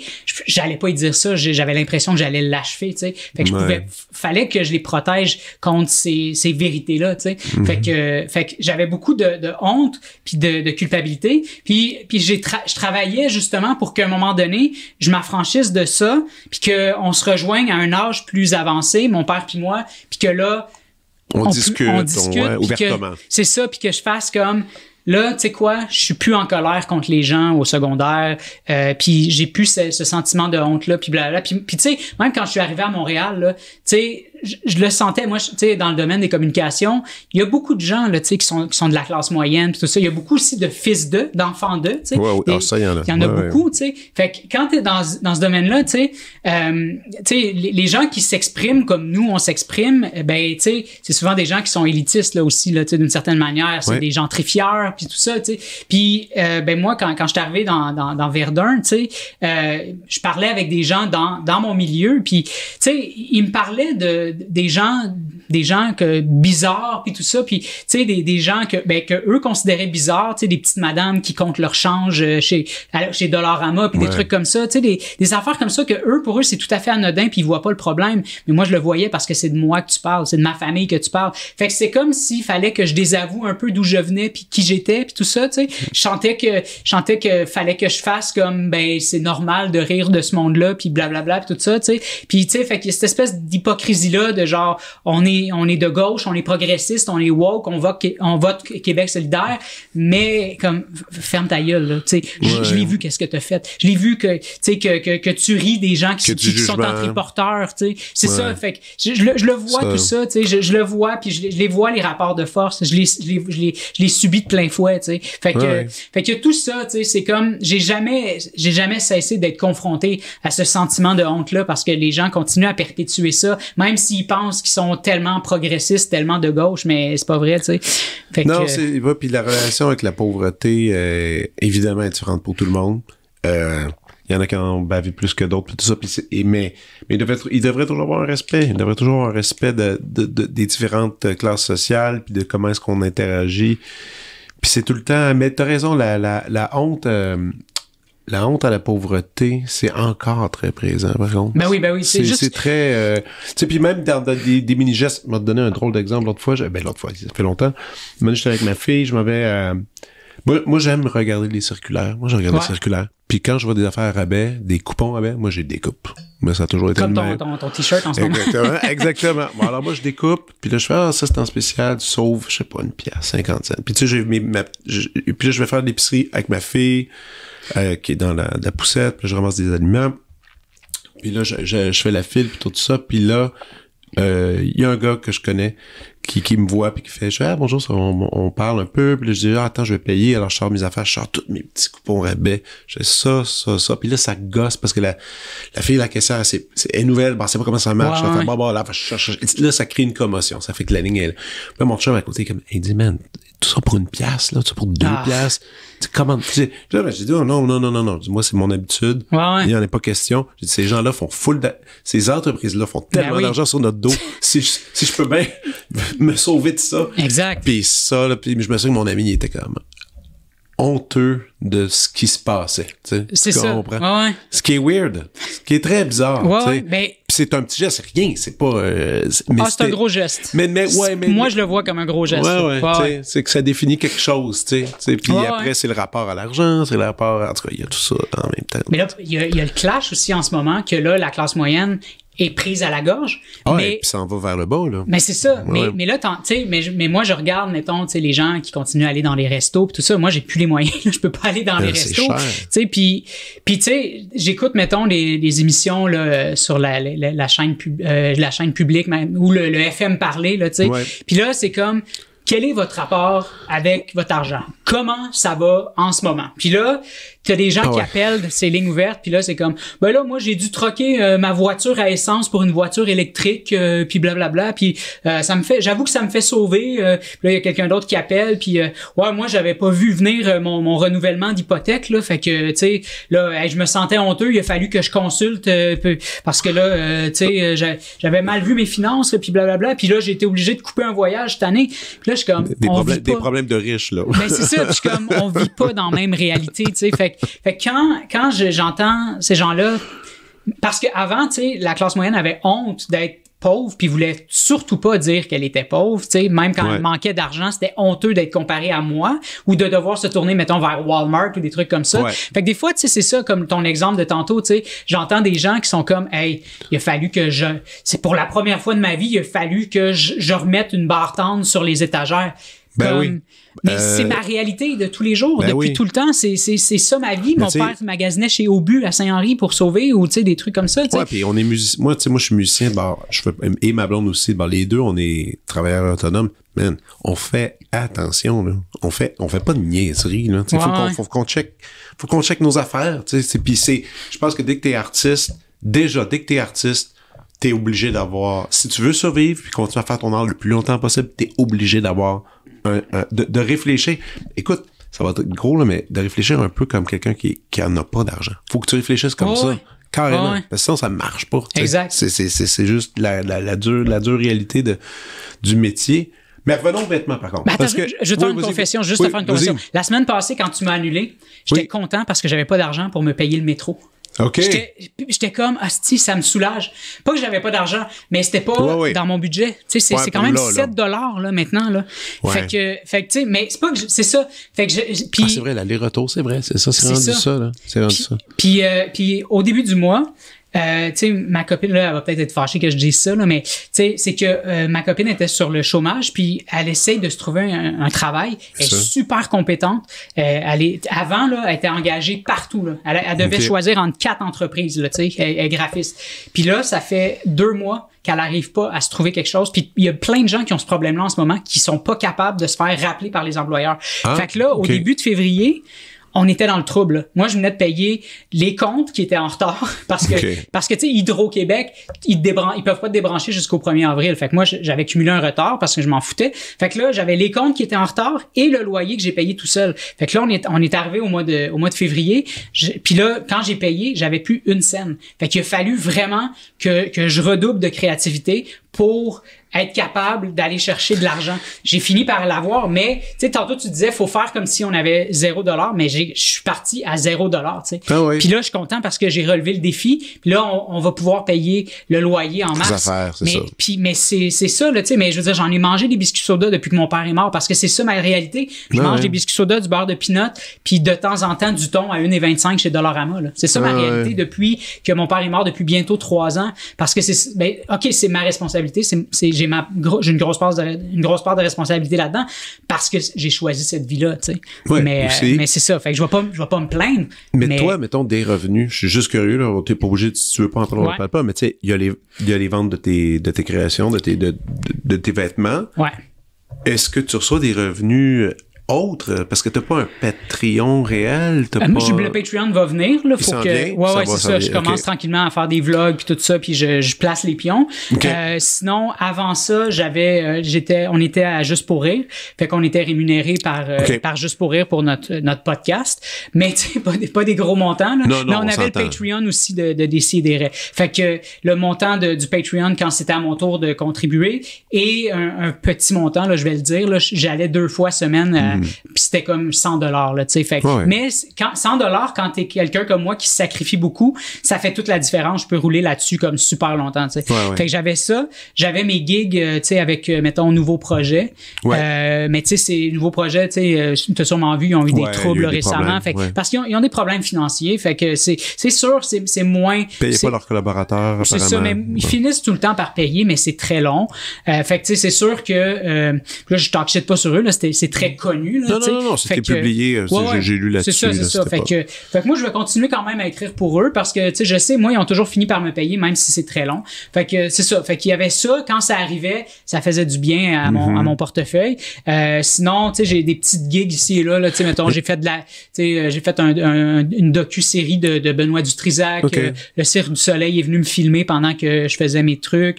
Ils sont venus chez nous dans mon atelier puis au centre-ville. Mais tu sais, tout ça. Ton atelier, c'est à la maison? Ouais, c'est chez moi. J'appelle ça un atelier. Non, là, parce que à chaque fois, les gens me disent, tu sais, on veut venir dans ton atelier ou montre-nous ton atelier. Puis moi, je dis, ben, c'est pas un atelier, c'est chez nous. Puis là, ils sont comme, ben non, c'est un atelier. Tu sais, fait que là, j'ai fait comme, bon, ben, OK, là, comme, je vais éviter tout ça. Je vais appeler ça un atelier, tu sais. Fait que, ouais, fait que c'est ça. Puis, ben, sinon, tu sais, j'ai fait le podcast des Denis de Relais récemment qui rémunère. C'est pas tous les podcasts qui rémunèrent. Il y en a qui rémunèrent. Fait que tout ça. Désolé d'ailleurs. Ouais. Ah non, mais c'est. Non, mais j'avoue, tu sais, j'avais comme oublié que j'étais dans un podcast. C'est un projet de passion. Oui, mais c'est ça. Ben, tu sais, c'est ça. Non, je comprends ça totalement. Mais tu sais, quand les gens ont un Patreon puis que je vois que, tu sais, ils affichent des voitures de luxe, je le demande, tu sais. Est-ce qu'il y a rémunération? Y a-t-il un cachet, tu sais? Je le demande. Fait que, tu sais, c'est ça. Non, c'est pas. Mais c'est vraiment pas un problème. Si TikTok puis Instagram, avec tous les gens qui te suivent, ça peut pas te ramener du contenu publicitaire ou est-ce que tu as des gens qui se sont approchés qui t'ont... Oui, mais j'ai renoncé à la pub parce que moi, quand j'étais le détesteur, quand j'étais à la presse puis à Nightlife, moi, j'étais très... j'ai même été débattre au franc-tireur. Là, je me souviens. Comme je parlais contre le fait... Parce que je trouvais que ça changeait un peu l'économie de l'artiste web, tu sais. Fait que de faire de la pub, je trouvais que ça changeait tout ça. Là, j'ai changé d'avis avec le temps parce que, tu sais, je suis comme... En quoi c'est si punk que ça, tu sais, de refuser de faire de la pub? Tu sais, tu regardes ça, puis tu sais, genre, tous mes rappers préférés aux États-Unis font de la pub. Tu sais, tout le monde fait de la pub, genre. Fait que là, je suis comme... Fait que dans le fond, il y a juste George Carlin qui parlait contre la pub, tu sais. Fait que là, je suis comme... Mais il y a aussi peut-être endosser peut-être quelque chose que t'aimes réellement puis qui te représente. Ouais. Ça, c'est une autre histoire. Il y a peut-être ça aussi, mais j'ai vraiment talk shit contre la pub. J'étais vraiment intransigeant là-dessus. Fait que là, ben, par souci d'honnêteté puis de cohérence, ben j'y tiens, tu sais, parce que je suis comme, tu sais, il y a des gens qui se sont sentis attaqués puis shamés là, tu sais, à ce moment-là quand je parlais contre les gens qui faisaient de la pub. Fait que là, tu sais, virer ma veste de bord, faire volte-face puis faire comme, hey, maintenant je fais de la pub, tu sais, comme, attends, je sais pas là, il y a peut-être des gens qui ont arrêté de faire ce qu'ils faisaient à l'époque juste parce à cause qu'ils se sentaient honteux de faire de la pub là. Fait que je suis comme, par solidarité avec ces gens-là. Même si mon avis a quelque peu a quand même changé depuis le temps, je vais juste pour je vais pas faire de pub juste pour juste par c'est ça par souci de cohérence là. Souci de cohérence, ouais. Mais là tu sais tu pourrais aussi avoir ton propre podcast solo, ça c'est pas quelque chose qui tenterait? Oui, c'est ça aussi, là. Je regarde ça aussi tranquillement, là, tu sais. Mais ça aussi, tu sais, il va falloir que j'envisage de faire de la pub aussi, tu sais. Mais peut-être. Ouais, mais ça, rendu là, ça peut être autre chose pour un podcast. Ouais, mais aussi, avec ton Patreon, tu vas pouvoir justement te financer toi-même. Exact, c'est ça. Ce qui pourrait être assez plaisant, là. C'est ça. Puis, tu sais, comme je dis souvent, c'est que quand moi, j'étais pas approché par des publicitaires à l'époque, c'était facile pour moi de talk shit sur les gens qui faisaient de la pub. C'est sûr. Parce que quand t'es pas mis devant, tu sais, il y a pas de tentation. Fait que c'est facile. Mais là, maintenant, moi, je le vois, là, les entreprises viennent commenter mes vidéos sur TikTok et tout ça. Hey, oui, hein? Moi, ma belle-sœur, tu sais, elle fait de l'argent avec ça, tu sais, elle est pas influenceur, elle, tu sais, comme journaliste, lifestyle, journaliste, puis un peu créatrice de contenu, puis tout ça, elle fait un peu de... Fait que, tu sais, elle est là-dedans, là, tu sais, puis elle fait quand même de l'argent avec la pub, puis elle connaît la valeur des choses, puis elle a pas autant d'abonnés que moi, elle a pas autant de reach que moi, puis elle me dit ça à Noël, elle dit Chris, tu sais, j'ai 250 000 sur TikTok, 250 000 abonnés sur TikTok, 75 000 sur Instagram, puis 40 000 sur Facebook. Elle dit, tu serais riche si tu faisais de la pub. Littéralement, parce qu'il y a des gens qui sont riches à comme 100 000 abonnés, tu sais. Fait que je suis comme, je sais, mais par souci de cohérence, puis par solidarité avec les gens que j'ai shamés à l'époque, je vais. Mais pour l'instant, moi, j'aime bien penser que tu pourrais faire un peu d'argent avec quelque chose qui a du sens, pas une espèce d'entreprise. C'est sûr que si l'entreprise qui va te contacter, que tu t'analyses vraiment bien qu'est-ce qu'ils font, là, qu'ils font rien de croche, puis que si t'aimes ça, peut-être à un moment donné aussi... Sauf qu'un de mes points aussi que j'amenais souvent, c'est que les gens qui font de la pub, on dirait, les gens qui font de la pub et de l'argent, on dirait qu'on leur accorde plus de crédibilité en tant qu'artiste. Fait que c'est pour ça que j'ai toujours voulu m'éloigner de ça un peu. Je comprends parce aussi. Que si, tu sais, c'est comme... c'est ça, ça te donne une légitimité puis ça te donne aussi des ressources. Fait que tu peux continuer à faire ce que t'aimes parce que tu as eu accès à ces ressources-là, mais on dirait que ça te valide plus en tant qu'artiste que les autres qui n'ont pas accès à ces ressources-là puis à cette espèce de lustre de je fais de la pub, là, le fast, d'être associé avec, tu sais, parce que là, c'est comme si t'avais réussi, là, tu sais. Fait que c'est comme, c'est ça. Fait que tant que je peux éviter ça, ben, je vais l'éviter, là. Quand tu parlais, tu sais, aujourd'hui, c'est ça. Tu fais tes vêtements dans ton atelier, tu les vends en ligne.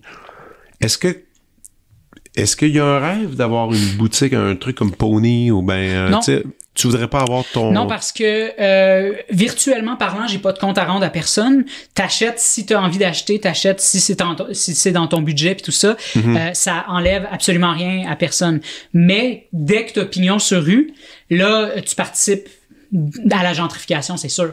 Parce que si t'es un artisan qui fait des trucs à la main, c'est sûr que tu veux te respecter en tant qu'artiste, puis tu vas demander un prix qui peut faire peur aux gens, mais c'est parce que c'est ça que ça vaut, c'est du temps, c'est de l'énergie, c'est des dépenses, c'est ton matériel, il y a une valeur ajoutée, il y a de la recherche, il y a tout ça là, tu sais, ça vaut ça. Puis même moi, je me respecte même pas assez en tant qu'artiste, tu sais, je vois les gens qui font la même chose que moi, mettons aux États-Unis, puis ils vendent comme deux fois plus que à un prix 2 fois plus élevé que mes choses, tu sais. Puis en plus de ça, ben il y a aussi, tu sais, le coût de Post Canada puis tout, tu sais, c'est quand même cher, fait que t'es obligé d'absorber une partie de la livraison, puis les gens sont pas au courant nécessairement des coûts de tout ça, les coûts de Shopify, les coûts de transactionnels, les gens sont pas au courant de tout ça, fait que ça fait peur, mais c'est parce que au final, il me reste plus tant que ça dans mes poches. Un chandail à 150 $, là, il te reste pas tant de sous. Non, puis 150 $, c'est que j'ai absorbé une partie du shipping là-dessus, là, tu sais.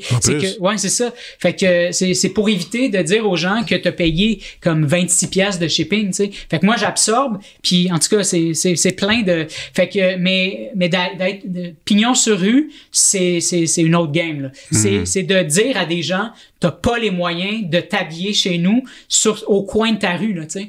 Fait que j'ai pas envie de faire ça, j'ai pas envie tu veux pas embarquer là-dedans. Non, absolument pas. Non. Les séances de connuage. Yes. Être connué. Aller connuer. Toute cette idée-là d'être connu, tu sais, tu t'amuses avec ça, tu fais quelque chose qui est vraiment drôle, puis tu fais, ah bon, j'étais reconnu, tout ça. Est-ce qu'il y a un réel plaisir à ça, d'être connu? Oui, parce que... Oui. Moi, ça me terrifie de penser que j'aille n'importe où puis que les gens... Tu sais, j'ai quelques amis qui sont très connus, puis ça m'a toujours fasciné. Ben, tu sais, je peux le nommer, tu sais, Pierre Lapointe, par exemple, c'est un bon copain. Puis un jour, on va manger quelque part, on rentre dans le restaurant. Puis c'est là que j'ai compris, OK, quand t'es connu, ça arrive, ce truc. On rentre dans le restaurant, les gens remarquent qu'il est là, mais les gens sont super doués, doués pas tant que ça. Ils vont lever les yeux, puis là, ils vont essayer de dire à la personne devant eux, hey, il y a personne qui est subtil. Personne n'est subtil. Et subitement, là, dans le restaurant, on perd la moitié des décibels, ça va plus bas. Ouais. Tout le monde se met à chuchoter. Ah ouais, hein? Parce qu'il y a quelqu'un de connu qui vient de rentrer dans la place. Et là, à 30 secondes, une minute plus tard, le volume va revenir. Mais c'est un effet physique. Ouais. Moi, ça me fascine. Ça me fascine quand ça fait ça. C'est pour ça que je le fais. Parce que ce que tu dis là, c'est ma vie, là. C'est ma vie en ce moment. Mais c'est sauté, ça. Mais moi, j'aurais... ça te fait pas peur non, peut-être pas dans tes actions, parce que après, tu fais tes trucs, mais tu te sentir observé, tout ça, c'est pas comme bizarre un peu? Non, pas quand c'est toi qui choisis, tu sais. J'ai choisi de faire ça, c'est ma démarche, c'est ça l'exercice, tu sais. Fait que c'est super intéressant, c'est vraiment fascinant. Puis moi, je suis pas quelqu'un qui sort beaucoup, fait que quand je sors, tout est stratégique là, tu sais. Fait que je sais quand est-ce que je le fais parce que je sais que je vais me faire aborder, puis ça me dérange pas. À telle heure, à tel coin, il y a beaucoup de gens qui sont en circulation. C'est ça. Fait que non, c'est tu sais, l'autre jour, j'étais allé porter un chandail à une amie elle m'avait acheté un chandail. J'étais allé porter, c'est mon point de rendez-vous là. en face du Première Moisson dans Verdun. Puis là, l'autre jour, ben, j'ai donné, non, c'était un sac, c'est vrai, elle m'a acheté un sac. J'ai donné le sac. Puis là, ben, on s'est mis à jaser parce qu'on n'avait jamais pris le temps de jaser. Puis on avait parlé peut-être une bonne heure. Puis chaque personne me regardait. Chaque personne était comme super curieux. Des gens qui me disaient « Salut Murphy! » Puis, tu sais, puis des gens qui étaient arrêtés, qui faisaient juste m'observer. Tu sais, c'était constamment, c'était la première fois depuis, parce que moi, ça, je le vis, là, vraiment, là, intensément depuis cet été, depuis l'été dernier. Okay. Parce que c'est là que ça a reparti. Puis c'était la première fois que je m'arrêtais pour parler à quelqu'un sur la rue, puis que les gens s'incrustaient dans ma vie avec mon intimité. Parce que normalement, quand je sors, c'est que je m'attends à me faire reconnaître. Mais là, c'était différent. Mais même des fois, là, tu sais, je m'en vais juste à 30 secondes de chez nous pour filmer une pièce de vêtements, là, puis il est super tôt le matin, puis je m'attends pas à me faire aborder. Puis là, oups, la seule personne que je croise, c'est quelqu'un qui vient me parler. Fait que ça, c'est ça, il y en a beaucoup. Puis c'est super intéressant parce qu'en plus de ça, c'est que, tu sais, TikTok, c'est universel. Fait que c'est tous les groupes démographiques. Mais non seulement, tu sais, tu parlais de Pierre Lapointe, mais Pierre Lapointe, c'était probablement juste les gens issus de la francophonie. Puis probablement aussi que ça éliminait peut-être des gens, tu sais, des communautés marginalisées que peut-être eux autres, tu sais, ils ont moins tendance à regarder la télévision québécoise. Absolument, c'est vrai. Tandis que moi, c'est vraiment tout le monde. C'est large. C'est les gens qui étudient à McGill, Dawson, Concordia. Ouais. C'est les anglophones, c'est les touristes, c'est les Européens, c'est les Français, les Belges, les Suisses. Fait que c'est vraiment tout le monde. Fait que c'est ça qui est intéressant. C'est vraiment, là, je sais jamais qui vient me parler. Puis en plus de ça, c'est que moi, c'est pas nouveau pour moi, ce phénomène-là. Fait que j'ai cumulé plusieurs gens dans ma communauté au fil des années. Mm-hmm. Fait que je sais jamais depuis quand les gens me connaissent aussi. Tu sais, toi, tu disais que tu me connaissais à l'époque, là, mettons, 2014-2015. Exact. Mais c'est ça, fait que c'est super intéressant. Fait que c'est anxiogène, mais quand t'es un artiste, tu veux pouvoir que, ben, en tout cas, moi, je veux que le ciel, Montréal soit mon théâtre, ma scène. Je veux que ça soit ça. Mm-hmm. Parce que tu sais, on vient à Montréal des fois, là, puis là, comme, tu sais, on vient à Montréal pour vivre la vie d'artiste, puis là, tranquillement, tu sais, tu t'installes dans le confort, puis là, t'es comme, tu sais, mettons les artistes qui sont comme, j'ai ma guitare, tout ça, je vais aller jammer avec mes amis, tu sais, mettons des gens qui sont dans Rosemont, Myland, je vais aller jammer avec mes amis, puis là, ça devient juste ça. Ils s'installent dans le confort, puis c'est juste ça, tu sais. Mais moi, j'avais envie de plus, là. Comme Alice Robbie, quand elle s'est envenue à Montréal, elle voulait devenir une superstar. Ben, moi, c'est un peu ça, tu sais, je voulais comme désacraliser la notoriété, la célébrité, mais tout en vivant quelque chose de très, très similaire, même parfois plus que les vedettes de la télé, tu sais, parce que c'est intense, mon affaire, là. Fait que, c'est vraiment intense, là, tu sais. Des fois, les gens pensent que je suis là toute la journée quand ils voient mes compilations, puis qu'il y a genre 70 personnes qui viennent me voir, puis je suis comme, non, ça, c'est 45 minutes, là, tu sais. Les gens pensent que j'étais là toute la journée, c'est 45 minutes. Mais il n'y a pas un groupe d'âge plus... qui revient souvent, c'est-tu plus jeune, c'est plus vingtaine ou même pas, c'est vraiment varié. C'est tout le monde. C'est vraiment varié. C'est tout le monde. C'est sûr que quand les écoles étaient en grève, c'est sûr que les jeunes voulaient des photos. Ça c'est sûr. Fait que qu'il y avait mais quand les écoles ont recommencé puis que les gens sont retournés au travail puis tout ça, je me disais bon ben tu sais ce que t'as vécu, tu l'as vécu genre mettons pendant le Boxing Day, Noël puis tout ça. Fait que là je me disais ça c'était exceptionnel. Je suis retourné en février, un samedi, et j'ai eu encore une 60aine d'interactions. Fait que j'étais comme OK, fait que c'est là que je suis, genre c'est ça le niveau en ce moment. Fait que mais écoute, t'as l'air à manier ça d'une façon positive et agréable. Tant mieux, parce qu'il y en a, tu sais, de plus en plus on voit là, tu sais, des artistes qui font je prends une pause de 1 mois ou 2 mois d'internet, des réseaux sociaux, parce que c'est malsain pour moi, tout ça. C'est malsain. Est-ce que c'est malsain parce qu'ils lisent trop les commentaires? Toi, tu lis-tu ça, les commentaires? Oui, ben oui, absolument. Tu lis tout? Ouais. Oh my God. Mais c'est quand même... C'est généralement positif, mais je suis pas une femme, tu sais. Je suis pas une femme, je suis pas une personne trans. Fait que tu sais, je peux pas me servir de cet échantillon-là pour dire c'est ça la réalité. C'est ça la réalité. Non, c'est ta réalité. Exact. Fait que peut-être que probablement que c'est un privilège parce que tu sais, je peux pas m'asseoir là-dessus puis faire comme les gens sont donc bien gentils là. Non, attends, wow. Mais une femme, dans ma position, peut-être qu'elle va vivre les choses différemment, je le sais pas, tu sais. Fait que je veux pas, tu sais, c'est... En même temps, dans ton cas, il y a la formule que c'est quand même un peu drôle. Il y a quelque chose qui... Le drôle gagne beaucoup. Le drôle a toujours une sympathie.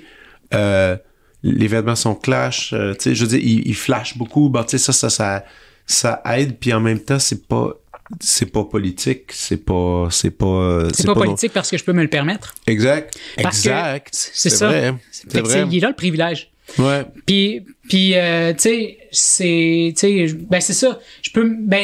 À quel point je peux me le permettre, je sais pas. Mais c'est parce que j'ai pu approuver que je suis woke, parce que Chris, ça a été ça ma vie comme vraiment longtemps. Fait que les gens connaissent, savent où est-ce que je me situe, tu sais. Mm-hmm.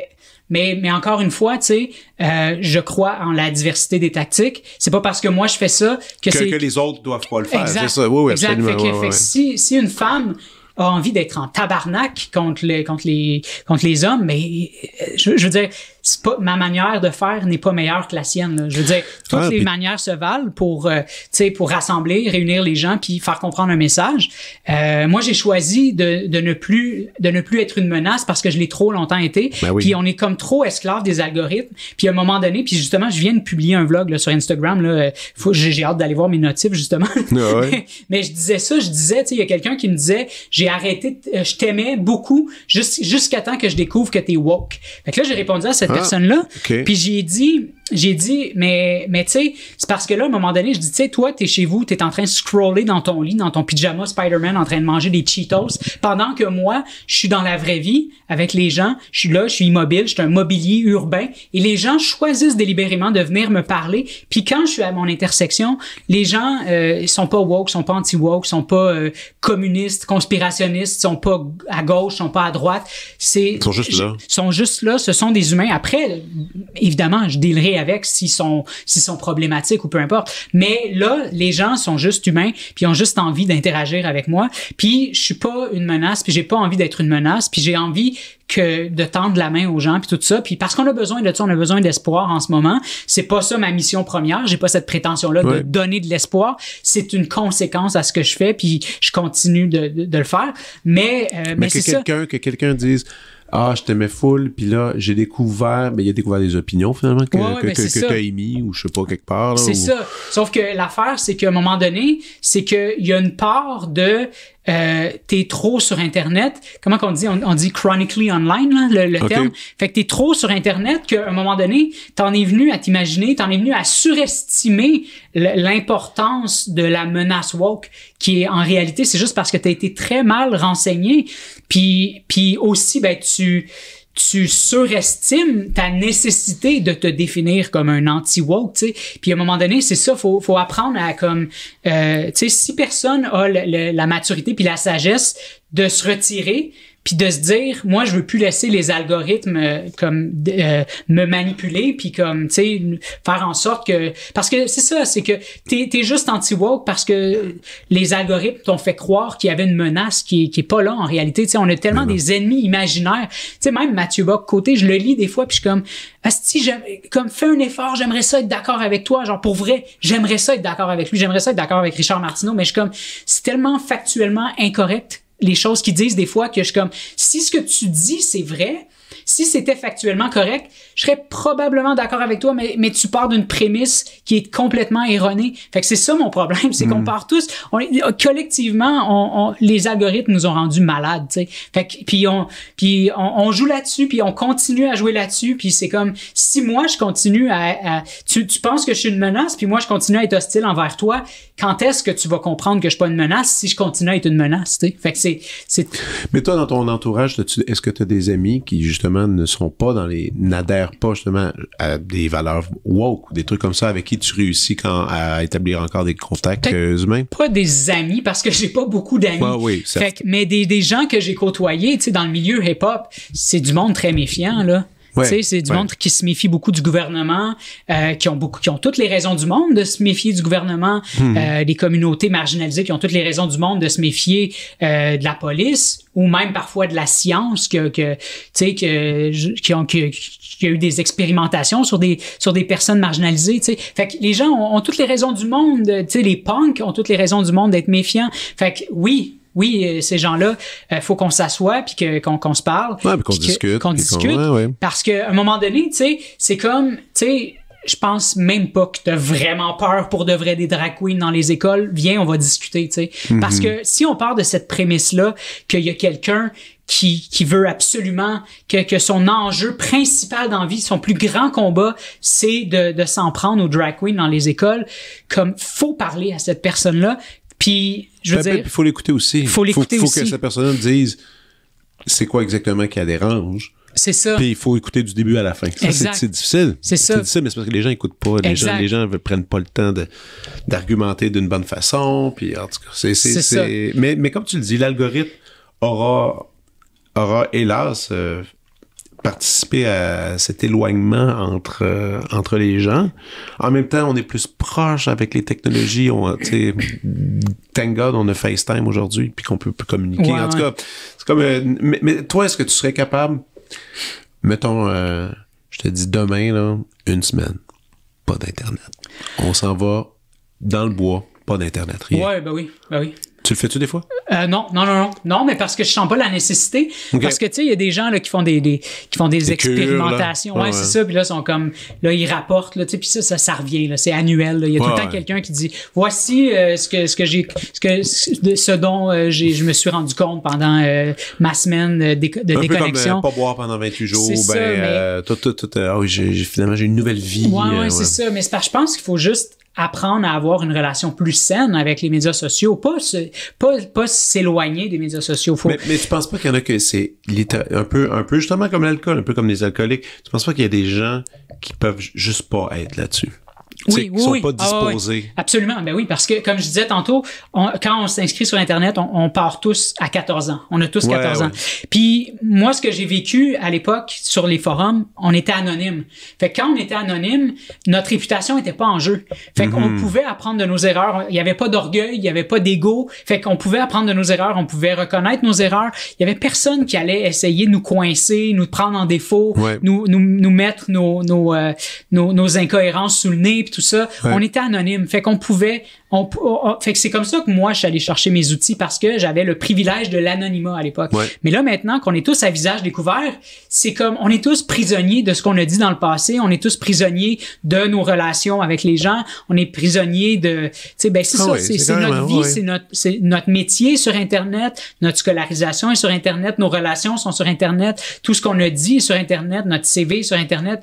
Tout est là, tu sais. Fait que c'est... À un moment donné, ça devient plus difficile de se sortir de ça puis de s'épanouir, de s'affranchir de l'adolescence, tu sais, parce que on reste pris à ce stade-là, je pense, surtout les gens qui ont pas les outils, tu sais, les gens qui ont découvert Internet, là, les médias sociaux vraiment sur le tard, puis qui sont devenus tout de suite là systématiquement conspirationnistes là, parce que c'est leur premier contact quasiment avec une communauté, tu sais. Fait que c'est très très très difficile.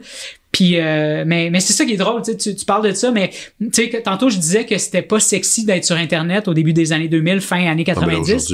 Fait que fallait, tu sais, fait que quand t'allais sur Internet, tu te faisais intimider par les gens qui vivaient dans la vraie vie. Mais là, aujourd'hui, quelqu'un comme moi qui expose que je suis dans la vraie vie parce que c'est ce que je fais. Moi, je rapporte ce qui s'est passé dans ma journée avec des vrais gens, des vraies interactions dans le vrai monde. Puis là, t'as des gens qui sont justement couchés dans leur lit sur Internet, super dépendants, qui passent leur journée à scroller puis à dire « Moi, je suis meilleur que lui. Moi, je suis meilleur que lui. » Mais t'es meilleur que quelqu'un qui est justement en train de vivre sa vie, quelqu'un comme moi qui a eu une révélation parce que j'ai perdu en l'espace de 2 ans ma grand-mère puis mon père. Fait que moi, j'ai eu cette révélation-là qui a fait comme faut que je vive, là, tu sais. Il faut que ça bouge. Il faut que ça bouge. Fait que t'as des gens maintenant qui sont les nouveaux badass, les nouveaux intimidateurs, c'est des gens qui sont dans leur lit en train de scroller puis en train de dire que tu devrais pas être en train de vivre ta vie dans le vrai monde. Fait que c'est comme ça a vraiment switché là, c'est vraiment weird. Mais tu vois comme ta blonde est sur les réseaux aussi. Ouais, mais on n'est même pas amis sur Facebook.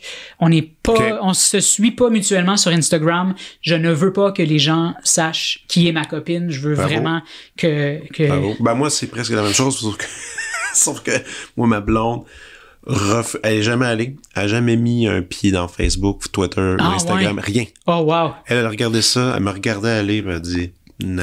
Elle m'a dit, moi, j'irai pas.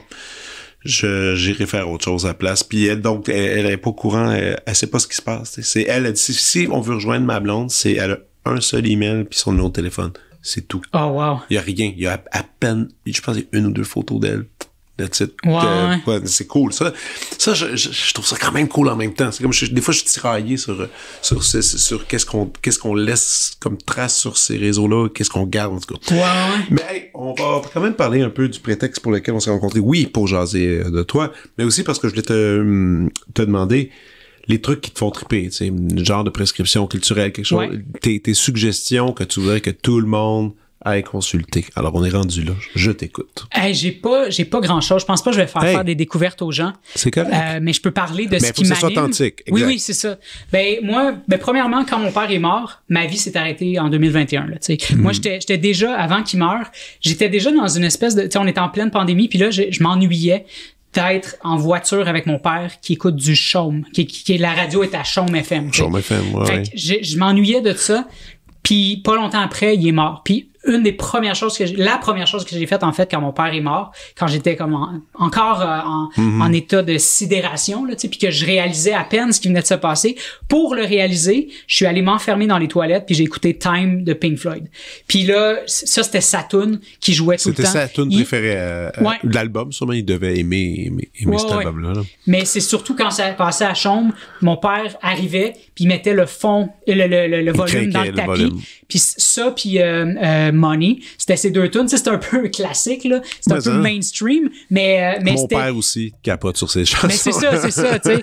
Puis je pense que on parlait de privilège, mais je pense que j'ai eu le privilège de vivre un deuil avec un parent qui tripait Pink Floyd, qui m'a fait découvrir Pink Floyd. Parce que as-tu vécu un deuil d'un parent ou un deuil très, très intense? Intense, tu sais, j'ai mes deux parents, j'ai ma sœur. Oui, tu sais, pendant la pandémie, j'ai perdu mon grand-père qui a pogné la COVID. Ah ouais? Écoute. Ben, si tu fouilles, c'est parce que je pense pas que non, mais c'est parce qu'il y a eu des mortalités, puis c'est sûr que j'ai eu de la tristesse, puis là, je veux dire parce que là, tu me dis ça, parce que j'ai peur d'oublier quelqu'un, là, qui m'a dit, ouais, mais lui, quand il est mort, là, t'étais pas triste. Mais, non, mais. Plus au-delà de la tristesse. C'est quelque chose qui a chamboulé ta vie, là, chamboulé ta vie, là. Non, les gros deuils vont arriver, tu sais. Ils vont arriver, puis, je veux pas te mettre face à ça, là. Non, il m'effraie. Ça m'effraie. Ça m'effraierait. C'est un cauchemar. C'est cauchemardesque. Je valide. C'est comme, tu sais, ma blonde a perdu son père, mais il était malade, il avait le cancer. Elle l'a vu dépérir, si on peut dire ainsi, perdre ses moyens à travers les années. La mort, elle a eu le temps. Quand il est mort, elle était triste, mais elle était prête. Le processus du deuil était déjà enclenché depuis 9 ans. Ça, c'est une autre chose. Toi, c'est tellement subi que ça, personne n'est vraiment réellement prêt à absolument à ça. Pas. Ouais, c'est ça. Moi, je parlais, tu sais, parce que j'avais la chance d'avoir une tribune quand mon père est mort. Puis c'est là que j'ai découvert que, tabarnak, les parents meurent à un rythme effarant, là, parce que j'ai découvert qu'il y avait beaucoup de gens qui vivaient un deuil, genre, à quelques jours près du mien, là, tu sais. Ouais, puis c'est rough. C'est ça. Là. Fait que là, j'ai comme eu des grief friends, là, des amis de deuil, là, que j'ai eu cette chance-là. Fait que là, on parlait, mais tu sais, il y en avait que la plupart, c'était des parents qui avaient eu un cancer, fait qu'ils avaient pu se préparer. Exact. Fait qu'à un moment donné, nos chemins, tu sais, comme on était ensemble pendant le bout le plus intense du deuil, pendant comme 4-5 mois, là, tu sais, c'était vraiment, vraiment intense, là, parce que ça dure longtemps, là, tu sais, c'est pas 2-3 semaines puis tu peux retourner travailler. Il y en a que oui, mais dans mon cas, là, c'était 4-5 mois, là, tu sais, puis le 5e mois, j'ai commencé à faire mes vêtements, mais c'était vraiment, vraiment intense.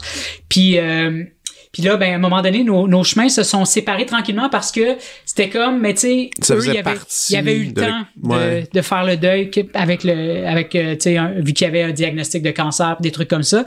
Tandis que moi, ben, tu sais, j'avais l'impression que, après ça, il y a une fille qui a perdu son père 3 mois après le mien, crise cardiaque. Là, oups, là, on connectait vraiment parce que c'était subi. Fait qu'on a eu le même genre de deuil. Puis, tu sais, même des gens qui perdent un parent d'un accident de char, ben, je me reconnais plus là-dedans, tu sais. Bref. Ouais, je comprends. Je veux pas trop m'éloigner, là, mais. Pink Floyd. C'est ça. Fait que c'est à partir de là, tu sais, que là, ça faisait mal d'écouter du Pink Floyd, mais je le faisais quand même. Ça faisait vraiment, vraiment mal. Puis là, je prenais mes marches, semi-nocturne, vers 9-10 heures le soir, sur le bord du fleuve, dans Verdun, où c'était très, très noir. J'aimais la noirceur. J'avais besoin de noirceur. J'avais besoin qu'on me voit pas. Je pleurais. J'étais dans le noir. Je pleurais. Puis là, je me promenais. Je parlais au téléphone avec ma mère. On pleurait au téléphone. Puis tout ça, c'était vraiment rough. Mais avant d'appeler ma mère, j'écoutais mon Pink Floyd, Neil Young, Tom Petty, tu sais, toutes les chansons qui jouaient beaucoup à Qui sont pas du hip-hop. Qui sont pas du hip-hop, exact. Tu sais, c'est quoi la chanson? Learning to Fly de Pink Floyd, là, tu sais, c'était quelque chose, là. Ça, c'était ma chanson, là. Même des chansons que j'avais, c'était quoi la chanson de Paul McCartney? Maybe I'm Amazed. Ah oui. C'est ça, je l'avais jamais entendu en dehors du truck de mon père.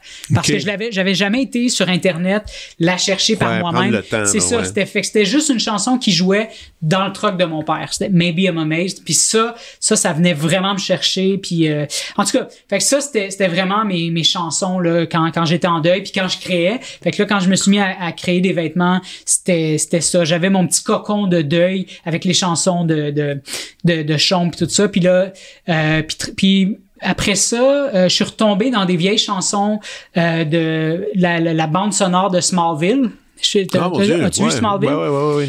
Puis parce que ça, j'avais écouté ça avant que mon père meure, juste avant. Puis dans une des saisons, le père, je pense que c'est la saison 5, le père de Clark, il meurt d'une crise cardiaque. Puis j'avais vraiment pleuré, puis j'étais comme si j'ai peur que mon père meure de ça, puis il est mort de ça pas longtemps après, genre. Fait qu'en tout cas, fait que là tout ça me rattrapé là, fait que là c'était comme des bands là, comme de mon adolescence parce que ça date de 2001 là, cette série là, ça a duré 10 saisons. Fait que tu sais c'était toutes des chansons de mon adolescence au secondaire, mais toutes des chansons qu'on a oubliées avec le temps, des chansons, tu sais, puis la radio commerciale a beaucoup changé. Des fois t'écoutes du Creed, puis t'es comme ah ouais, ça passait à la radio commerciale. Maintenant c'est soft ou tu sais c'est du hip-hop, c'est de la vraie pop là, tu sais. Mais à l'époque ça ramassait là, les chansons qu'il y avait à la radio commerciale. Fait que c'est ça, fait que tu sais il y a du Lifehouse, je pense, c'est ça Lifehouse. Hein? Ouais, Lifehouse, la chanson Blind ou la chanson You and Me là, qui jouait dans Smallville, tout ça. Fait que c'est tout ça, c'est cool. Fait que c'est ça, puis moi sinon c'est niveau culture, tu sais c'est la lutte professionnelle, tu sais que je suis encore, tu sais là en ce moment c'est Roman Reigns là, le Tribal Chief là, c'est là il est avec The Rock, il a ramené The Rock là, tu sais fait que ça ils ont amené ça à un autre niveau là, tu sais fait que c'est ça, fait que moi je m'inspire de ça, tu sais parce que j'aime pas m'inspirer des artistes récents parce que j'ai peur de comme trop de trop m'imprégner de ça, mais sinon c'est les gens sur Instagram, tu sais des gens un peu sans nom là, tu sais j'aime beaucoup les je sais pas comment le dire, je veux pas que ça sonne comme si je les voyais comme un spectacle, mais j'aime beaucoup regarder comment se débrouillent les personnes autistes sur TikTok. Ça, moi, c'est mes artistes préférés. C'est des artistes, là. C'est, tu sais, des gens qui ont beaucoup de difficultés avec le social, là, tu sais. Pas, tu sais, comme moi, par exemple, j'ai l'impression que je suis peut-être autiste, mais pas comme puis il faut que j'aille chercher le diagnostic là, parce que j'ai pas cette prétention là, mais je regarde des gens évoluer puis je suis comme ça me fascine tellement parce que ils se brandent pas, tu sais, sont francs, sont purs, cette pureté là. Je regarde comment ils se débrouillent, je regarde leur maladresse qu'on pardonne super rapidement. J'adore ça. Je vais pas nommer des noms parce que justement c'est pas un spectacle, tu sais, je veux pas en faire un spectacle. Non, mais il y en a qui ont fait un spectacle avec ça. Par contre, sûrement t'as entendu parler de la série, une espèce de Love on the Spectrum. L'as-tu écouté? Ouais. Non, pas encore. Écoute ça. Ouais. C'est pas pire. C'est bien, tu sais, je veux dire, c'est évidemment, c'est de la télévision, c'est produit, il y a de la musique, tout ça. Des fois, il y a des affaires qui me gossent, mais l'idée de base est bonne d'analyser des relations avec deux personnes qui sont prises avec pas les mêmes manies, pas les mêmes façons mais que les deux ont quand même le but d'aimer. Ouais. C'est quand même c'est quand même, c'est plus le fun que toutes les autres shows qui existent, là. Ouais. Mais oui, je comprends ce que tu veux dire. Ouais, il y en a un sur TikTok, Joshua, avant que j'oublie, là. World of T-shirt. Lui, je peux le nommer parce qu'il est plus médiatisé, c'est aux États-Unis, là, tu sais.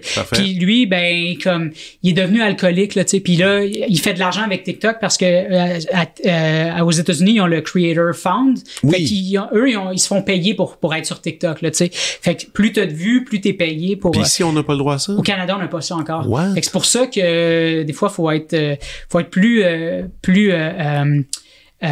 créatif, plus créatif parce que c'est puis faut ça serait le fun pour toi par contre. Ben oui, vraiment. Mais ça veut dire quoi? Ça veut dire qu'il y a des dons? C'est des non, dons. c'est pas des dons, c'est que TikTok te rémunère pour tes vues. Il y a un CPM de, je pense, 60 cents, je pense. En tout cas, fait que 60 cents par 1000 vues, je pense. Fait que quelque chose comme ça, me semble. Fait que, en tout cas, fait que lui, c'est vraiment un spectacle, tu sais, à un moment donné, il est allé, je me rappelle plus c'est où, là, dans un pays scandinave, je pense. Puis il est allé là-bas, puis il y avait comme, là, son nouveau truc, c'est d'avoir un chapeau de capitaine, genre, puis de matelot, là. Puis là, il se l'est fait voler quand il est allé là-bas, tu sais. Puis là, après ça, puis il se faisait intimider, mais tout le monde, il s'est fait accueillir à l'aéroport, là, tu sais. Puis lui, puis en tout cas, puis il y a comme une fixation sur la ville de New York parce qu'il vient de New York, Long Island. Puis puis là, il documente à chaque fois qu'il va à Times Square. Puis c'est lui qui chantait à un moment donné pendant les confinements, là, yeah, yeah, New York. Mais il chantait vraiment très mal. Puis en public, puis il criait, là, tu sais. En tout cas, mais c'est fascinant à suivre. Puis moi, je regarde ça, puis j'étais comme, je veux être ce gars-là, tu sais. Mais je me reconnais, je suis comme, parce que, tu sais, j'ai pas les mêmes conditions, mais je me reconnais quand même, tu sais. En tout cas, c'est vraiment bizarre, mais. Dans ce qu'il produit, là. Oui, dans c'est ce qu'il fabrique. Fait qu'en tout cas, fait que c'est ça. Puis sinon, pour revenir, prescription culturelle, tu sais, moi, tu sais, j'ai ma bibliothèque, puis de temps en temps, tu sais, je vais retourner voir des lectures que j'ai déjà eues, tu sais, comme, mettons, je sais pas, Dostoïevski, L'Éternel Marie. Je vais feuilleter juste pour la plume, puis juste pour sentir l'odeur, puis là ça me suffit, puis je suis comme ok, c'est bon, ça m'a inspiré, ou juste lire une estie de longue phrase sans fin de Proust, là, ou des trucs comme ça. C'est juste pour dire que je me suis imprégné, tu sais, mais je vais jamais jusqu'au bout, mais juste, tu sais, des petits bouts parce que. Mais c'est drôle, je suis content que tu cites Proust parce que t'es très Proust, toi, dans ta façon de. Non, mais c'est un compliment. Avec tes souvenirs, la façon que tu grattes tes souvenirs. Ah oui, ouais. Juste aujourd'hui, tu sais, dans toute notre conversation, c'est du grattage de souvenirs, mais extrêmement bien détaillé. Ouais. Puis je m'excuse pour ça, là. Pourquoi? Excuse-toi pas. Ben parce que je prends beaucoup de place. Non, mais moi, mais je me rends compte, tu sais, que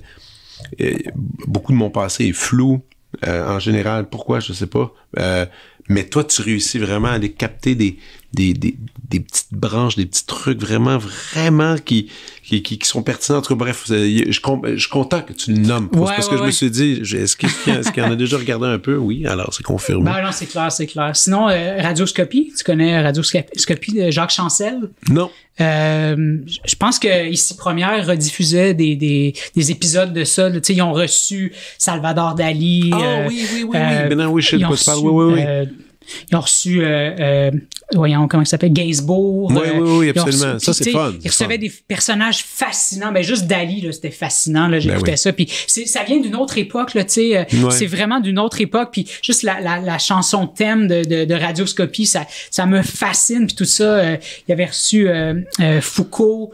Tu sais, d'écouter des entrevues de Foucault, puis voyons, le mari de Simone de Beauvoir, là, Jean Sartre. Tu sais, je pense qu'il a reçu Sartre puis tout ça, tu sais. Fait que c'est fascinant fait que moi je m'imprègne beaucoup de ça, d'une autre époque, le message, la bouée lancée à la mer, là, par voyons, c'était un message destiné aux années 2000 bon, je me rappelle plus de. Ça, par contre, je sais pas. Je me rappelle plus de son nom. En tout cas, c'est un grand écrivain, là, tu sais. Je me rappelle plus. En tout cas, c'est pas grave, mais c'est sur YouTube. Ça se retrouve sur YouTube. Il a enregistré ça, je pense, dans les années 50 ou 60. Puis ça s'adresse aux années 2000. Puis là, on écoute ça. Puis il savait pas qui allait pouvoir entendre ça. Puis là, tu regardes ça. Puis t'es comme, mon Dieu, ben c'est à moi que tu t'adresses, tu sais. Fait que tout ça, laisser sa marque puis juste s'imprégner de regarder le présent avec les yeux du passé puis du futur en même temps, parce que c'est ça qu'on crée, tu sais, c'est ça qu'on crée. Fait que moi, c'est ça ma vision d'Internet, c'est de regarder, mettons, quand je vais au centre-ville, ben tu sais, je vois le mille de la Gauchetière derrière moi, puis là, ben après ça, des fois, je retourne chez nous, puis je vais regarder, comme mettons, un film de, je sais pas, Micheline Langto, Sonatine, c'est ça son film? En tout cas, je pense que c'est Sonatine. Puis tu sais, tu vois à cette époque-là, je pense que c'est dans les années 70 ou 80, puis tu vois le métro de Montréal qui a été filmé de ses yeux de l'époque, avec la lentille de l'époque. Puis là, tu vois justement, tu peux voir des vieux buildings puis tout ça de Montréal. Puis le fait de pouvoir donner ça aux gens, puis de l'offrir avec tes yeux du passé parce que t'es fasciné de le voir dans des vieilles œuvres, puis de le redonner aux gens, puis de le dire, là, je te le donne dans le présent, mais moi,